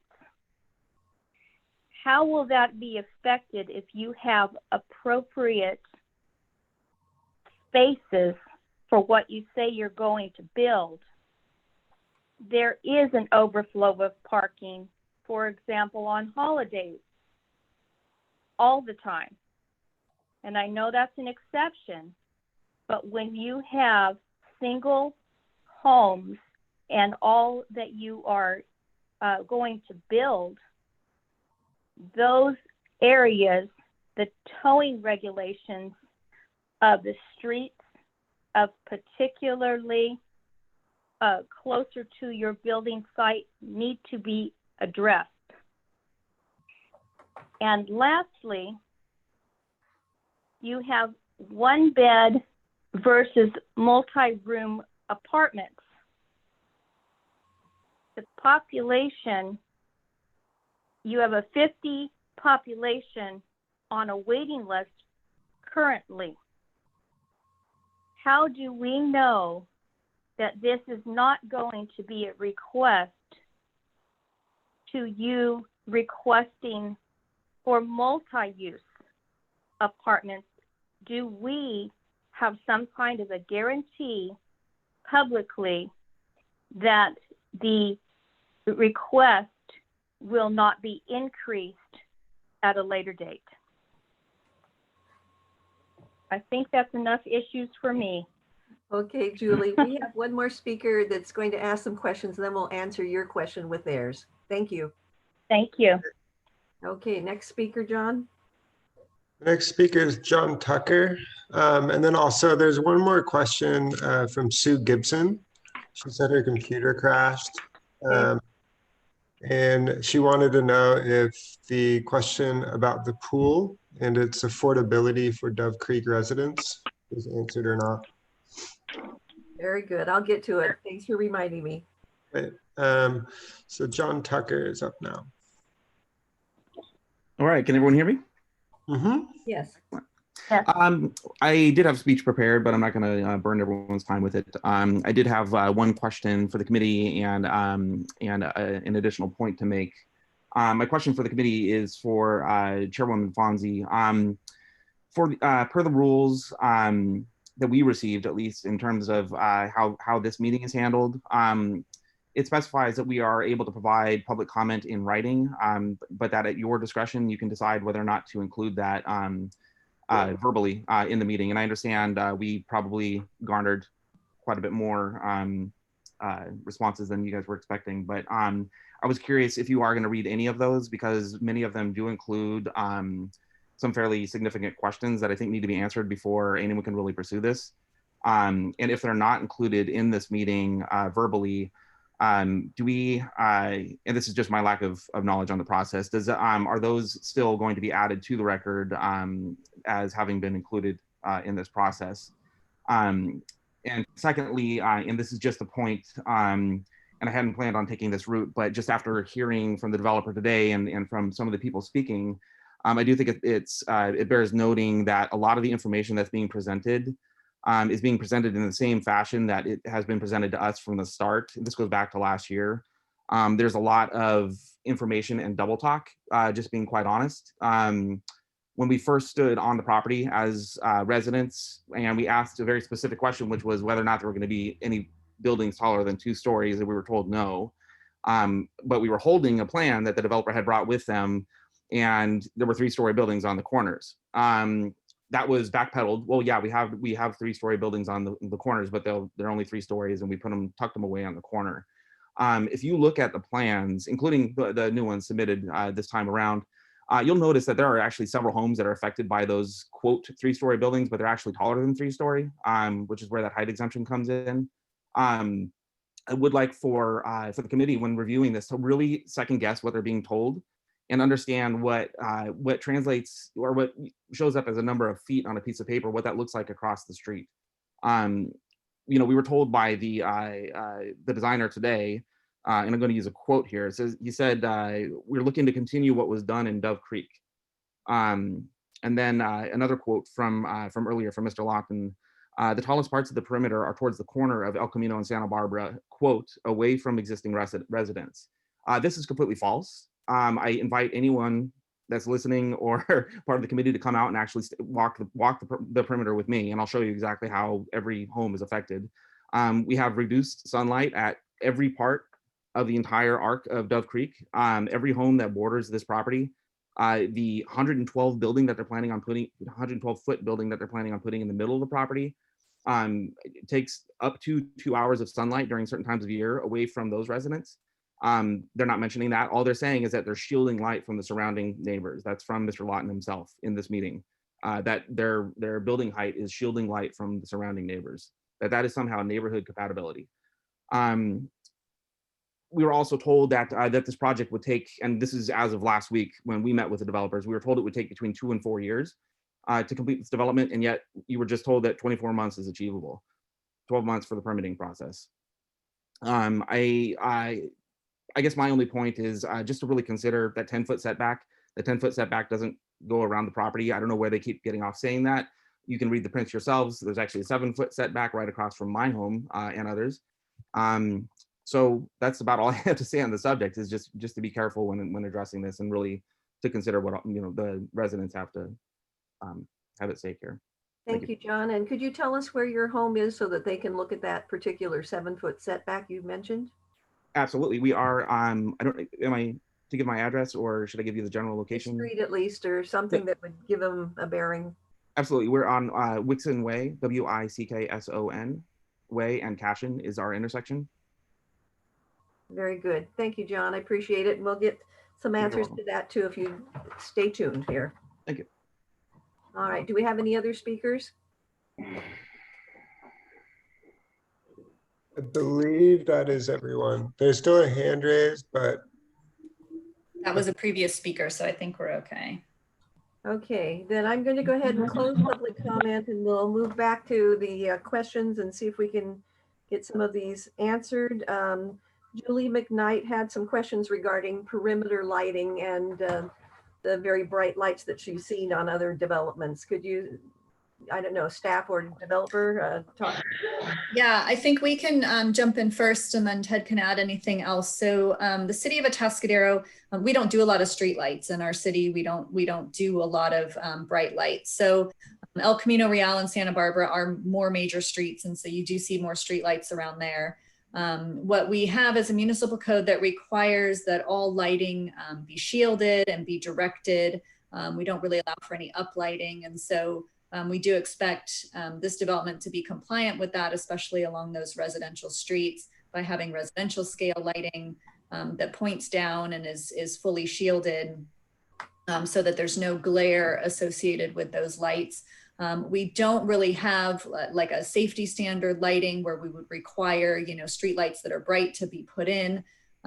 So we don't see concerns from that angle. But there will be building lighting that will need to comply with our municipal code. Yeah, and as the architect, I'd like to add a couple things.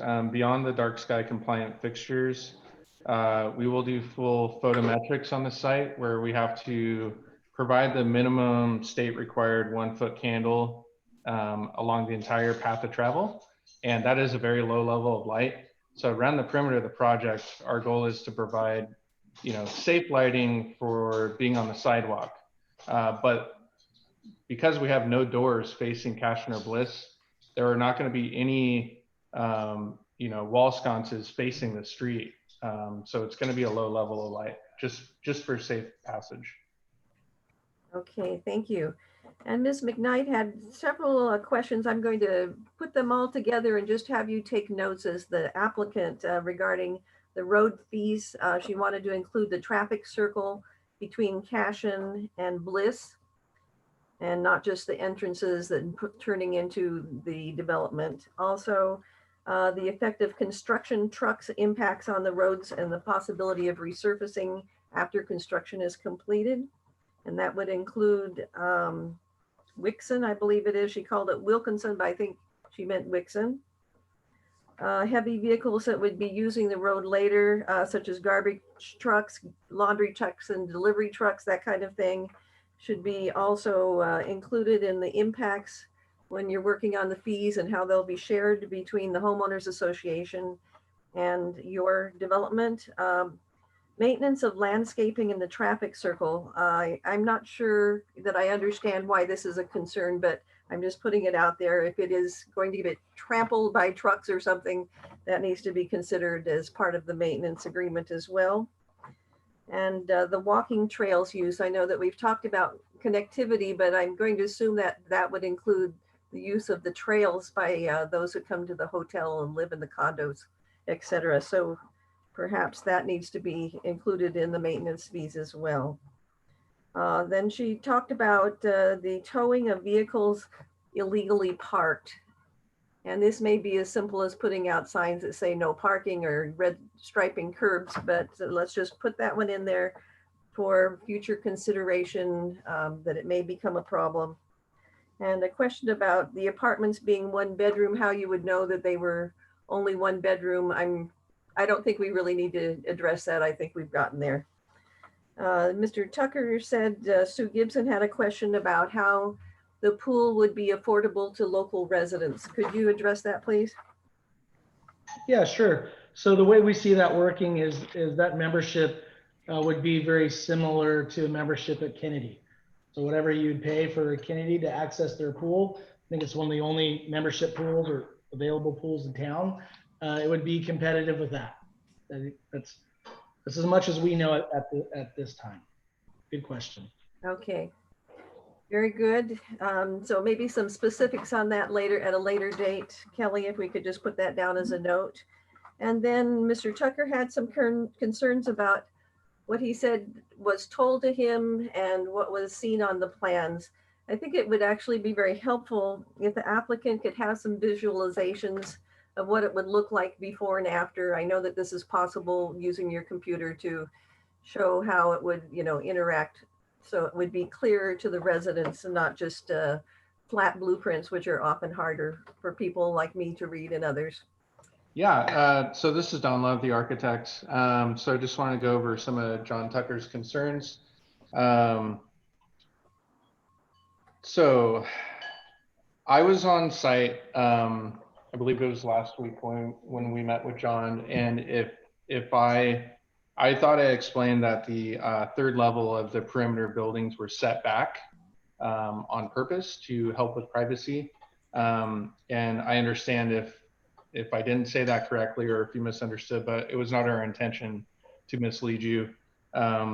This project has always had, there's 3 stories all the way around.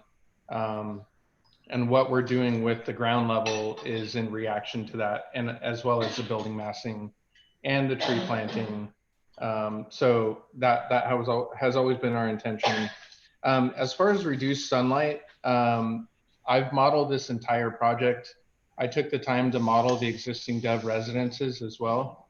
And I'm happy to provide some path diagrams that are accurate and show you, what your impact will be from this project.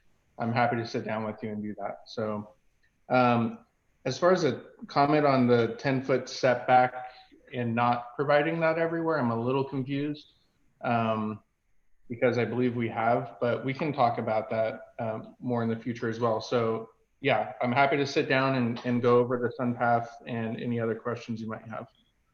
Okay, very good. And I think maybe if you have your contact information, if you could put it out there sometime so that they can call you if the residents have some of those concerns. A note from John Tucker to all panelists. The effective height of the hotel was 112 feet from Cashin Street, which is the way he's getting his figures apparently. So you need to be aware of what he's using, and if those are not correct, let him know, or if they are correct, communicate with him. Okay, I'm going to close public comment at this point in time. And Emily, I'm finally getting back to you with your questions if you have them. Go ahead if you do. I do. I have some that are probably best to be answered by the applicant and the architect, but some may be more appropriate for planning staff if they already have the answers. Beginning with project planning, and this is maybe for the owner and the engineers and designers. I'm wanting to know if there is a phasing plan or whether there's a phasing plan, and if so, what it is, and if not, whether you do anticipate the entire project being built out within that time frame that you've identified. Let's go ahead and have an answer to that. Mr. Lawton? So there absolutely is a phasing plan. The first phase of the project is to build all of the residential units around the perimeter. So that way we have created a visual and a sound barrier for the rest of the project. So that's phase A. Phase B is to build out the corners. And then phase C is to do the podium in a hotel. That is the way that we are currently scheduling it. Okay, just to clarify, when you said the phasing would be for the hotel last, and that would be the retail stores or restaurants last also? No, it would only be the hotel. The majority of the retail is held on the corners and also is part of the residential. As you may or you may not be aware of, when we build building, was it E? When we build building D, there's retail in D that's going to be built in phase 1. Phase 2, the main anchor tenants on the corners will be built. And then phase 3, the remaining hotel and portion of downstairs retail will be built. Okay. Did that answer your question, Emily? It does, and I have a follow-up. So taking that into consideration, can I assume then that the residential would be ready for occupancy a while before the retail would be, theoretically, since that podium elevation retail would be staring out at a blank lot and or an incomplete construction site for an extended period of time? And if so, how long do you expect the residential to be occupied prior to the retail and or the hotel? Yeah, so we're at least, can you hear me? Yes. Okay, yeah, so that's a great question. So what has to happen is when we do our residential phase 1, we actually have to build a portion of the underground parking with it, basically asphalt, and have that parking ready. And then we'll have to phase it and build over the top of that, and in phases, so that way parking can be accommodated. So we'll have to shift from parking from one part of the site to the other as we go through the construction process. So for those listening, what could the surrounding homeowners expect to see during that time frame? Yeah, so first off, we'd put up a screen, a visual barrier, tall fencing with screening, privacy screening on it. So you won't see any of the construction from the time we put a shovel in the ground until the time it's completed. So there will be a visual barrier that surrounds the perimeter of Bliss and Cashin, and it will only be removed once the project is complete and phase 1 of the project is complete and ready for occupancy. And we're looking at doing that within the first 8 to 12 months of the project. Understood. It's the second phase then that I'm specifically inquiring about. Once you have occupancy on the residential units, what are the homeowners surrounding on Cashin and Bliss seeing, and what are they dealing with in that interim?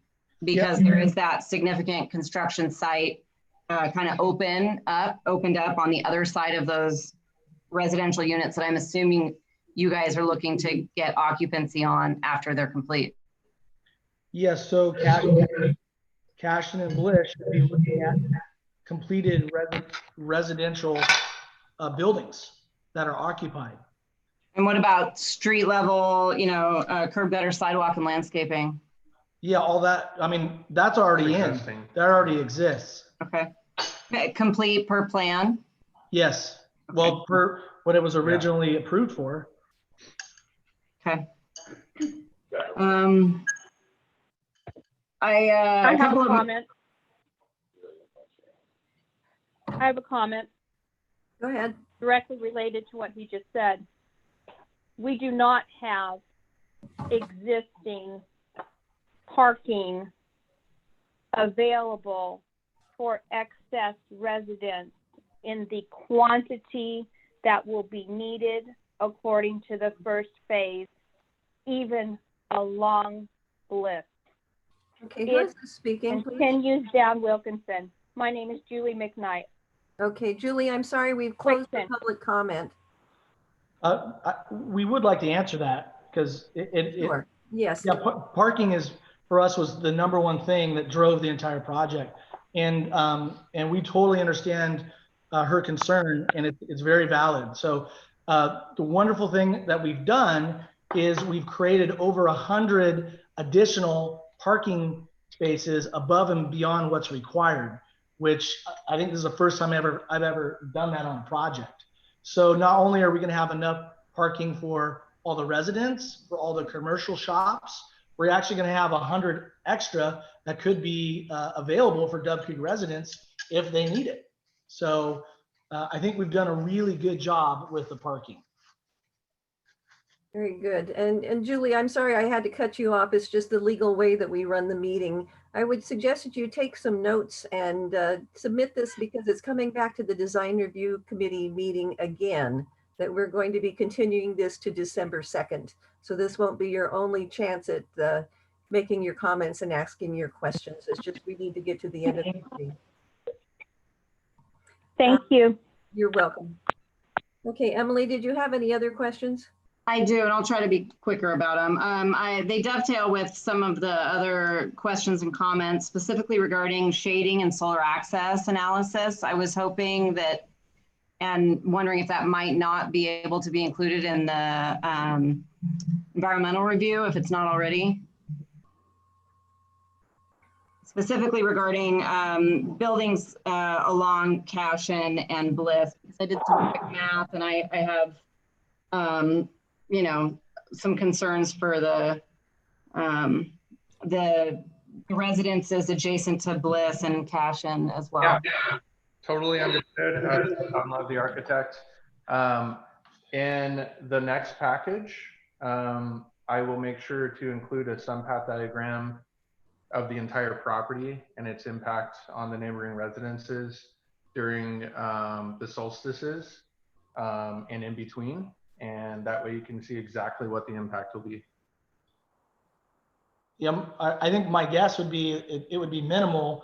I think you'd probably get more shade impact from the trees that are planted in the 10-foot buffer area than you would from the building itself.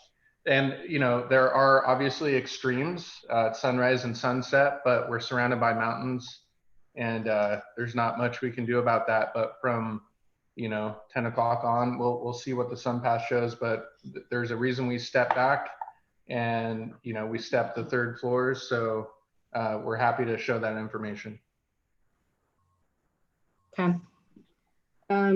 Specifically regarding the architectural design, which is really quite nice, and I really appreciate the effort that you guys have gone to put this package together. It's really well done. I had just a couple of quick questions because in my experience, it is really hard to achieve this style affordably. Had questions regarding the wall thicknesses throughout the different building types. As far as oh, sorry, go ahead.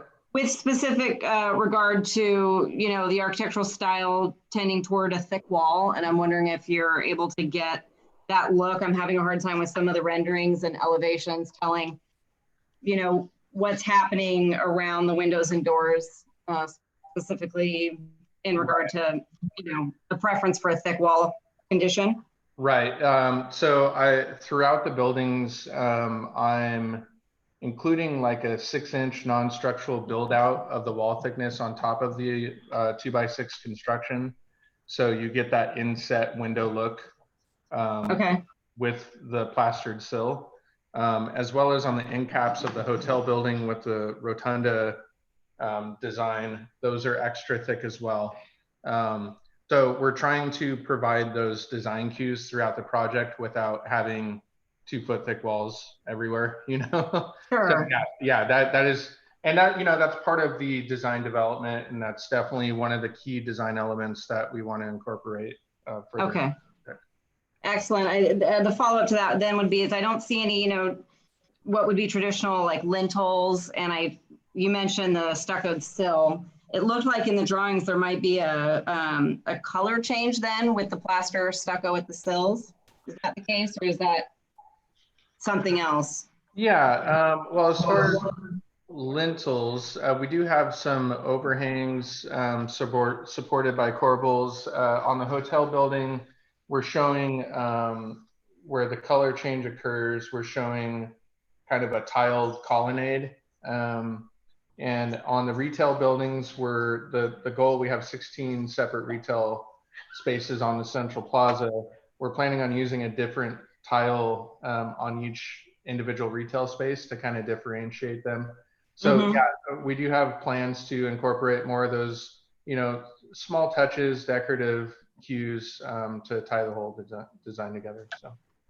Excellent. I think it seems to me like a lot of that, of course, is focused on the interior courtyard. And I'm thinking more in terms of the view from the exterior. So along El Camino and Santa Barbara, in the elevations, what looks like a wood sill, is that a wood or other material like made to look like wood, or is that just a change in color in the plaster?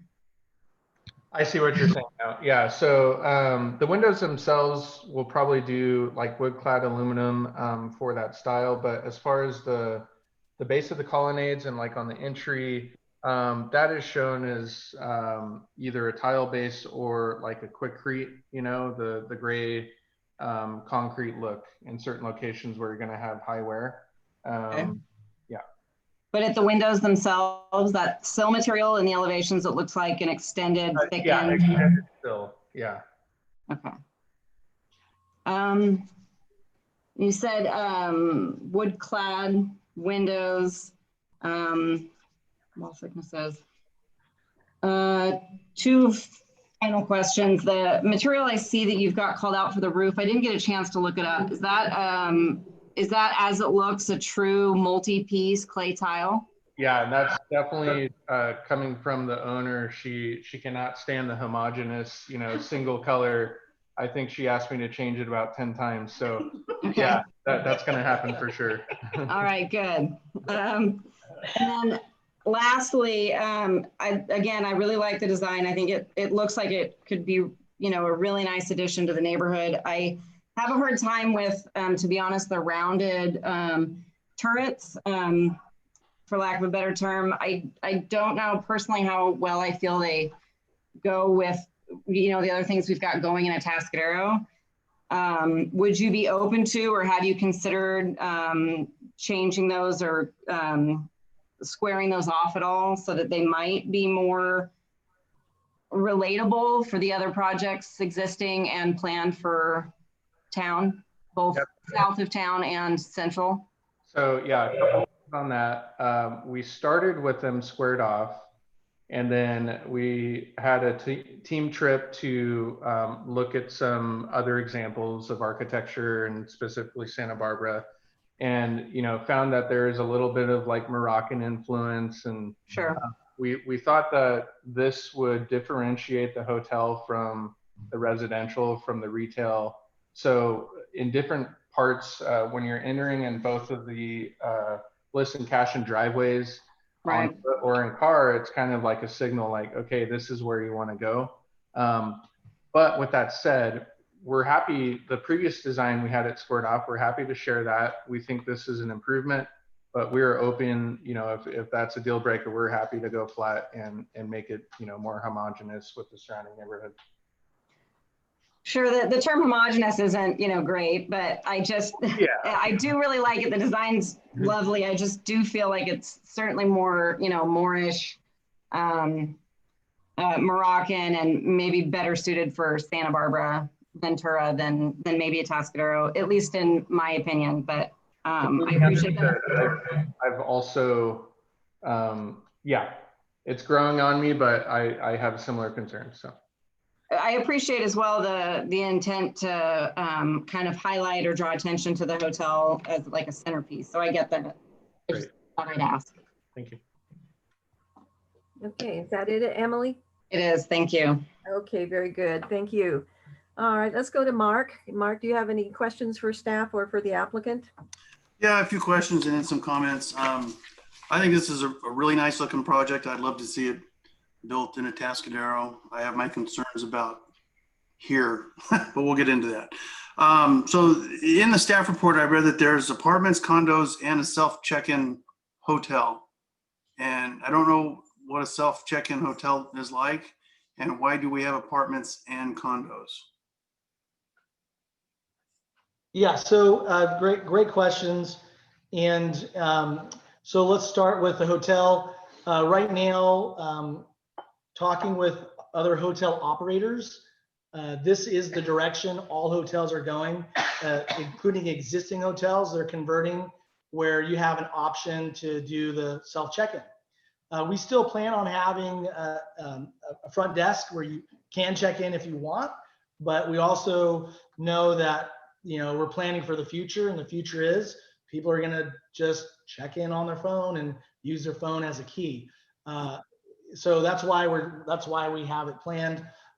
I guess we should say check-in, self check-in is an option. So hopefully that answers that question. The second is for financing purposes, unfortunately, we need the apartments to help carry the project after all the other residential units have been sold in order to, again, pay for maintenance over the years.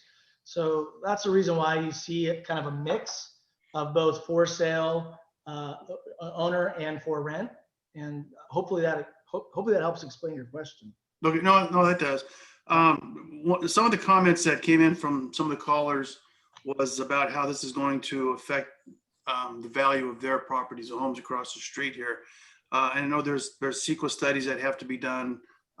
Kelly pointed those all out. But what about a study to explain to the homeowners, whether it's good or bad, how a project like this would affect the value of their homes? I know that it would seem to me that somebody has the expertise in being able to do that. And have you explored that idea? Yeah, so I mean, what you're asking for is a economic impact study. They're common. I can tell you, normally that's done on the developer's behalf to make sure that a project works. We wouldn't be pursuing this project if we didn't think it was going to be a value add, and would, financially this thing, has to be viable. So I can tell you, by adding these amenities to this part of town and having it be walkable, there's no doubt that the overall value of Southern Atascadero is going to be increased, especially when you have a $16 million investment right next door. That's more than most cities have, and here locally. So I could tell you without a doubt that this project is going to financially impact in a positive way all of the surrounding neighborhoods. Yeah, well, I really like the resort look that you've got there. It's a very nice looking project. The deliveries, you mentioned deliveries, and there was concern about the trucks and traffic and whatnot. And you said that the delivery trucks are actually going to be able to deliver to the lower portion of the parking. So you have that much of a headroom. Correct. It's a little crazy, but we designed it with a 15-foot vertical clearance. Oh, okay. Okay, well that helps out one. Next question I have might be more for staff. With the beer garden and outdoor activities and whatnot, I think there was some concern about noise, affecting the neighborhoods. What kind of ordinances do we have in place that would restrict live music or outdoor activities that could be disruptive to the neighborhood? Is this something that we have to be concerned about or discuss or put in a deed or something? Good question. So right now we have sort of our standard noise ordinance that has certain noise levels for the day hours and then evening hours. We also currently require an administrative use permit for any outdoor music. And through that process, we can obviously put conditions on such as hours of operation and things like that.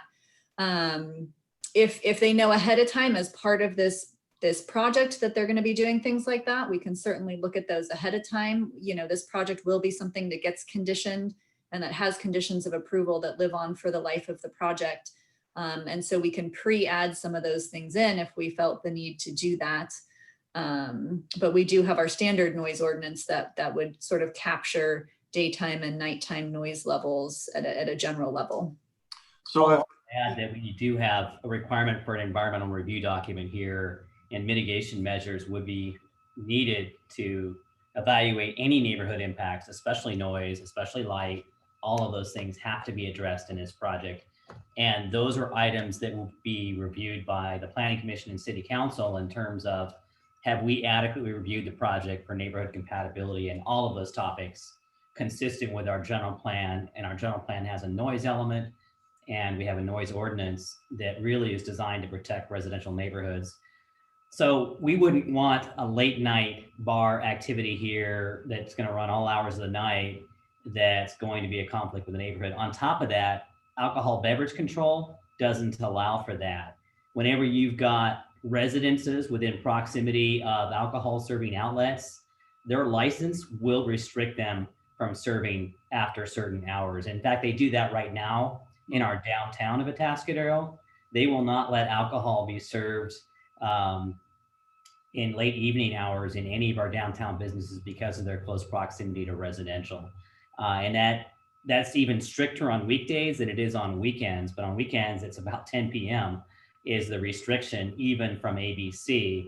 And we might even go further than that with our own environmental review. So, but in addition to the fact the way this design is done, with it being sort of within the inner part of the project, it may help out naturally. So I think there's several layers of protection there, but it certainly is a valid concern. Okay, yeah, that question was more for the people that are listening in. I wanted to make sure that was clarified for them. So if the bar that is planned to be on this thing wound up being hopping and a popular place to go, and they decided, hey, we're gonna have a band play here every Saturday night, then we've got some things that we've got to be able, they would have to, there could be some issues that they would be facing then. Yes, they would have to likely go through another public process, you know, a lower level process than what this original project will go through for approval. Some sort of process where the neighbors will be notified. Okay.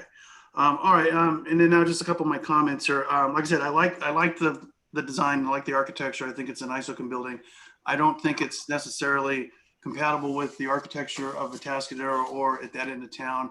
I think Emily has some, you know, I feel the same way. The domes really grab my attention, and not in a good way. They're just, it's a little bit different. I think it's a nice feature, but I don't think it feels right in Atascadero. Again, that's just my opinion. I don't really like to comment on somebody's architecture, but that's, as far as what goes on here, that's the way I feel about it. I think the scale is a little bit out of scale, just my opinion. It just seems like again, it's nice, but it seems like it's very big.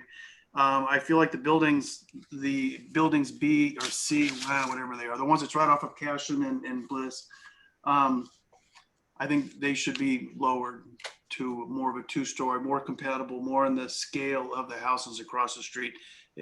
From what I gathered in one of those pictures, it felt like driving into a tunnel, or just you're kind of really closed in on these buildings. But again, we'll probably discuss that more in December. But those are my questions and comments. Thank you. Thank you, Mark. Dwayne Anderson, do you have any questions? Here I am. Okay. Let's see what questions are left for me to ask. So I think as far as a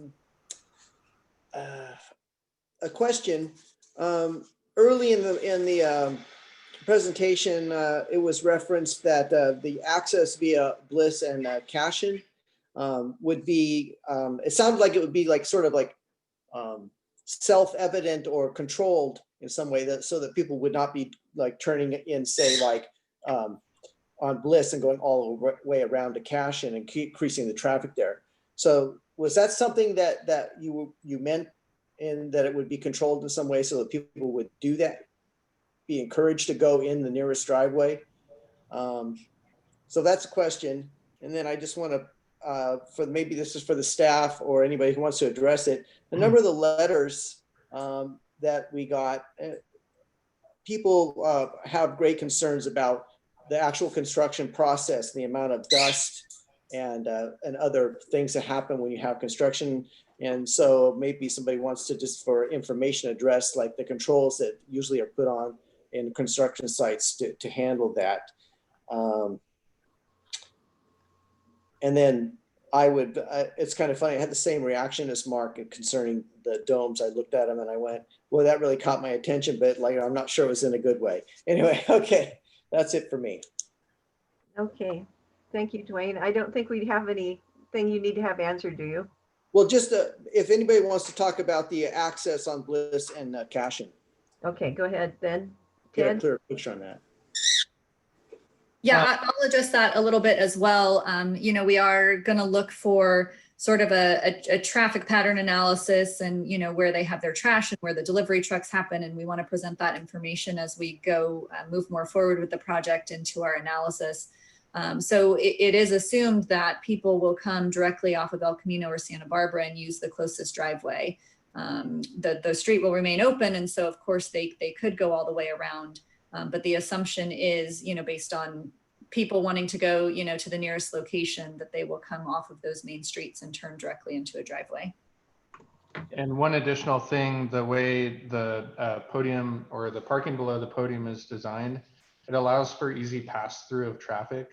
So if you do turn on to Bliss and then you're going to go downtown, you can go through the podium parking and exit so that you're not going all the way through from Bliss to Cashin. Yeah, one final thing too. I know everybody is kind of, you know, focused on the domes. I do want to say that your downtown city hall probably has the biggest dome in the county, just as a point of reference, which I believe is beautiful, by the way. Touche. What can you say to that? Huh? Mark, it's in a picture right behind you.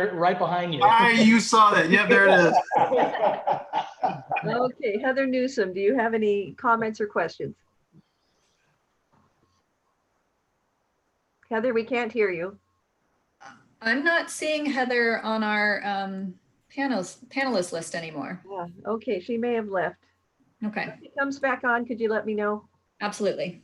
Okay, very good. I guess I'm going to follow up on a couple of these. I'm not a fan of the rounded turrets either. I know we do have a dome on City Hall, but it has more of an Italian feel than a Moorish feel. I'm not an architect like Mark, but I don't think it's particularly attractive. It reminds me of the Aladdin in Las Vegas, to be quite honest. I'm not too pleased with that look. So I'd be happier with probably a pointed one with something on the top, or, you know, I don't know. You're the architects, guys, but I don't believe this is a Atascadero. And honestly, I don't want a Atascadero to look like Santa Barbara. I don't want a Atascadero to look like Los Angeles. We have oak trees. We don't have palm trees. You know, these are not our native things. When I look at the landscaping, I'm a bit disturbed to see all of this. It looks very lush. It's beautiful. I know it's what you need in a resort, but it isn't a Atascadero. So I'd like you to give some thought to making this look a little more like what we are used to seeing here, that gives us our identity, not like what gives other cities their identity that are further south. I had a question regarding digging down and doing the grading. I know this area has a fairly high water table. I'm a bit concerned about that garage being dug into the hillside. I know this is going to be part of your engineering team and you'll make sure that this works, but if it doesn't, we would need to know that right away because of the parking issues that might result if you can't dig it into the hillside. In terms of the pool, I like the idea of the pool being accessible to the Dove Creek residents. I think that's a nice touch. I think it will give them a sense of ownership and they will like this better than having it on the roof. So I like the concept where the pool is out there and available.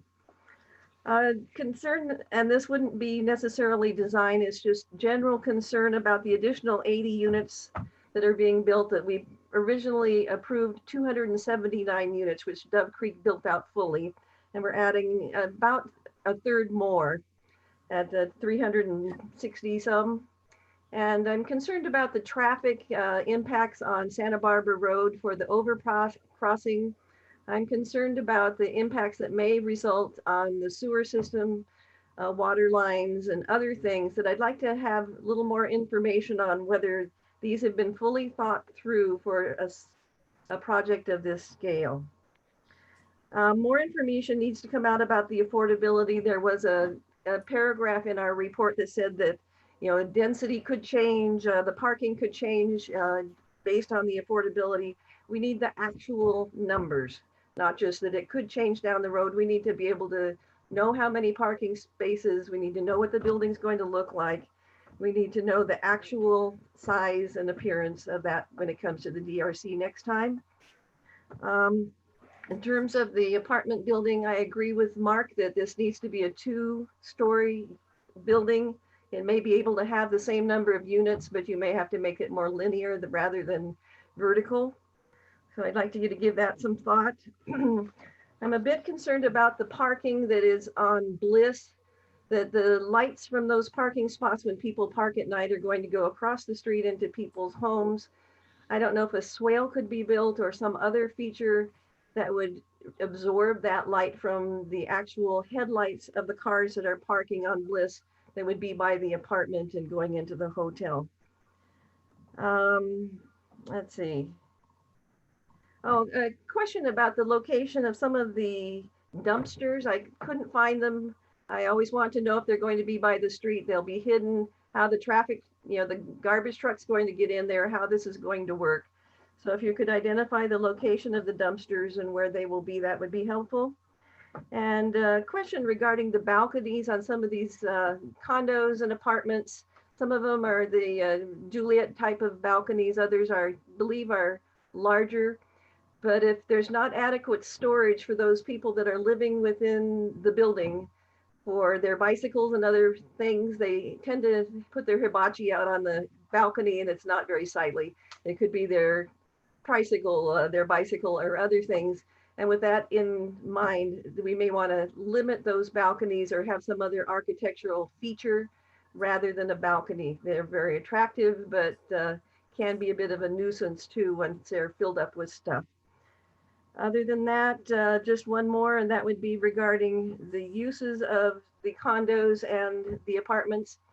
I would like something said about no vacation rentals, no Airbnb. These are not to become some kind of other money-making feature. This is going to be actual housing. The Atascadero needs the housing. We need the affordable housing. So I'd like some kind of restriction put on those as well. And no questions, just comments. Hey, Roberta, Heather Newsom texted me and said that she's on via phone call. So if you wanted to get Perfect. to her. Okay. John, can you go ahead with that?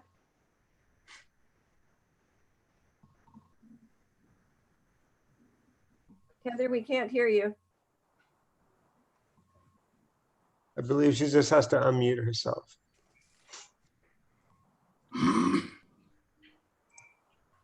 Heather, can you see me? Unmute. Huh. Okay, why don't we, John, or Kelly, can you give her a call real quick and tell her we'll There we wait? go. Oh, there she is. Okay, hi Heather, we can hear you now. Sorry, technology is challenging some days for me. I appreciate everything that my colleagues have addressed. I think you guys have addressed every single question that I have had. I do look forward to having a commercial development going on that property, but I want to make sure that we have addressed the height with the 3-story versus 2-story, and then the conformity to our other design throughout our community. And I do appreciate the applicant's time, and I appreciate all of the attendees in our community coming together to give their opinions and make this a cohesive project together. So thank you. Thank you, Heather. Okay, with that said, does staff have any questions, or are you fairly clear on the direction we've given you? I think we're pretty clear on some information to bring back. Like we said, this is very early in their process. These plans look very complete because their design team does an amazing job with their computer rendering and work, but they are still kind of at a conceptual level. So we will be gathering more information as we move forward through our review. And we have a lot of good input on exactly what information we need. So that sounds great. I did also want to mention that all of the letters that we did receive, we did compile and send out to the DRC members, and they are a part of the record. So they are available to view at City Hall. We've also sort of done a tally of those letters, whether or not they're in support, had comments, or whether they had issues with the development, and all of those email addresses. So we will be able to respond to any comments that you might have before November 2nd and get you any additional information that you may need. But the DRC does have those complete packets of information, and they can look through those letters before the December hearing as well to see if there's any additional questions that come up from that. Perfect, thank you. And you've answered one of the questions that the public had. They were raising their hands whether the letters would all be read into the record. They will be attached somehow, I assume, or perhaps be part of the staff report for December 2nd, if that would be okay. Yes, we can include all of those letters and any additional letters that come in between that time. Do you have a total number, And Kelly? thank you, Annette, for doing the Yeah, it was helpful. Sorry, I believe our total number was around 38. Yeah, 38 is what we had today. Great, thank you. You're welcome. Okay, and I want to thank the applicants for your time. This is a very interesting project. I think it'll be a great addition to the city once we get it down with a few minor tweaks. But thank you for your time, and feel free to contact us if you have questions. With that, let's move on and close that out unless the applicant has any more questions about the things that were said by the DRC. I think they're gone. Okay. All right. So one of the people in the public raised their hand, and their comment was, will there be a Zoom link for the next meeting? I'm assuming that we will. It will be posted on the agenda. Yeah. Yes. Any Yes, committee? correct. Okay, perfect. I think we've got that one handled at least until December 2nd. Any committee member comments or reports? Okay, I just have one. I will not be able to be at the December 2nd meeting. I'm having eye surgery on that day. So I'm going to hand this off to Mark, since I often do when I'm not there. If you can handle the meeting, that would be great. My pleasure. Okay, and director's report? Yes, our next scheduled meeting is November 18th. We do have an item coming back to you that we're familiar with, and that is a proposed storage facility along with some other office development and even some potential residential development on the vacant parcel in between Via El Camino and El Camino Real, on the site of the geodesic dome house. So that's the mini storage project that we have looked at. That has come in as an official application now, and they do want to proceed through a process. We will be reviewing that and taking a look at that and evaluating it for consistency with the general plans. That's our November 8th hearing. We're preparing that report now and preparing public notification. And that is the only item we have on the agenda, I believe, of that date, and then on to December 2nd. So keeping everyone busy. Thank you. Any questions about any other development or anything else happening around town? Thank you. Thank you. Okay, I think we have wrapped it up. Thank you, DRC. With that, meeting is adjourned. All right. Bye. Bye, everybody. Have a great week. Thank you. Thank you. Thank you.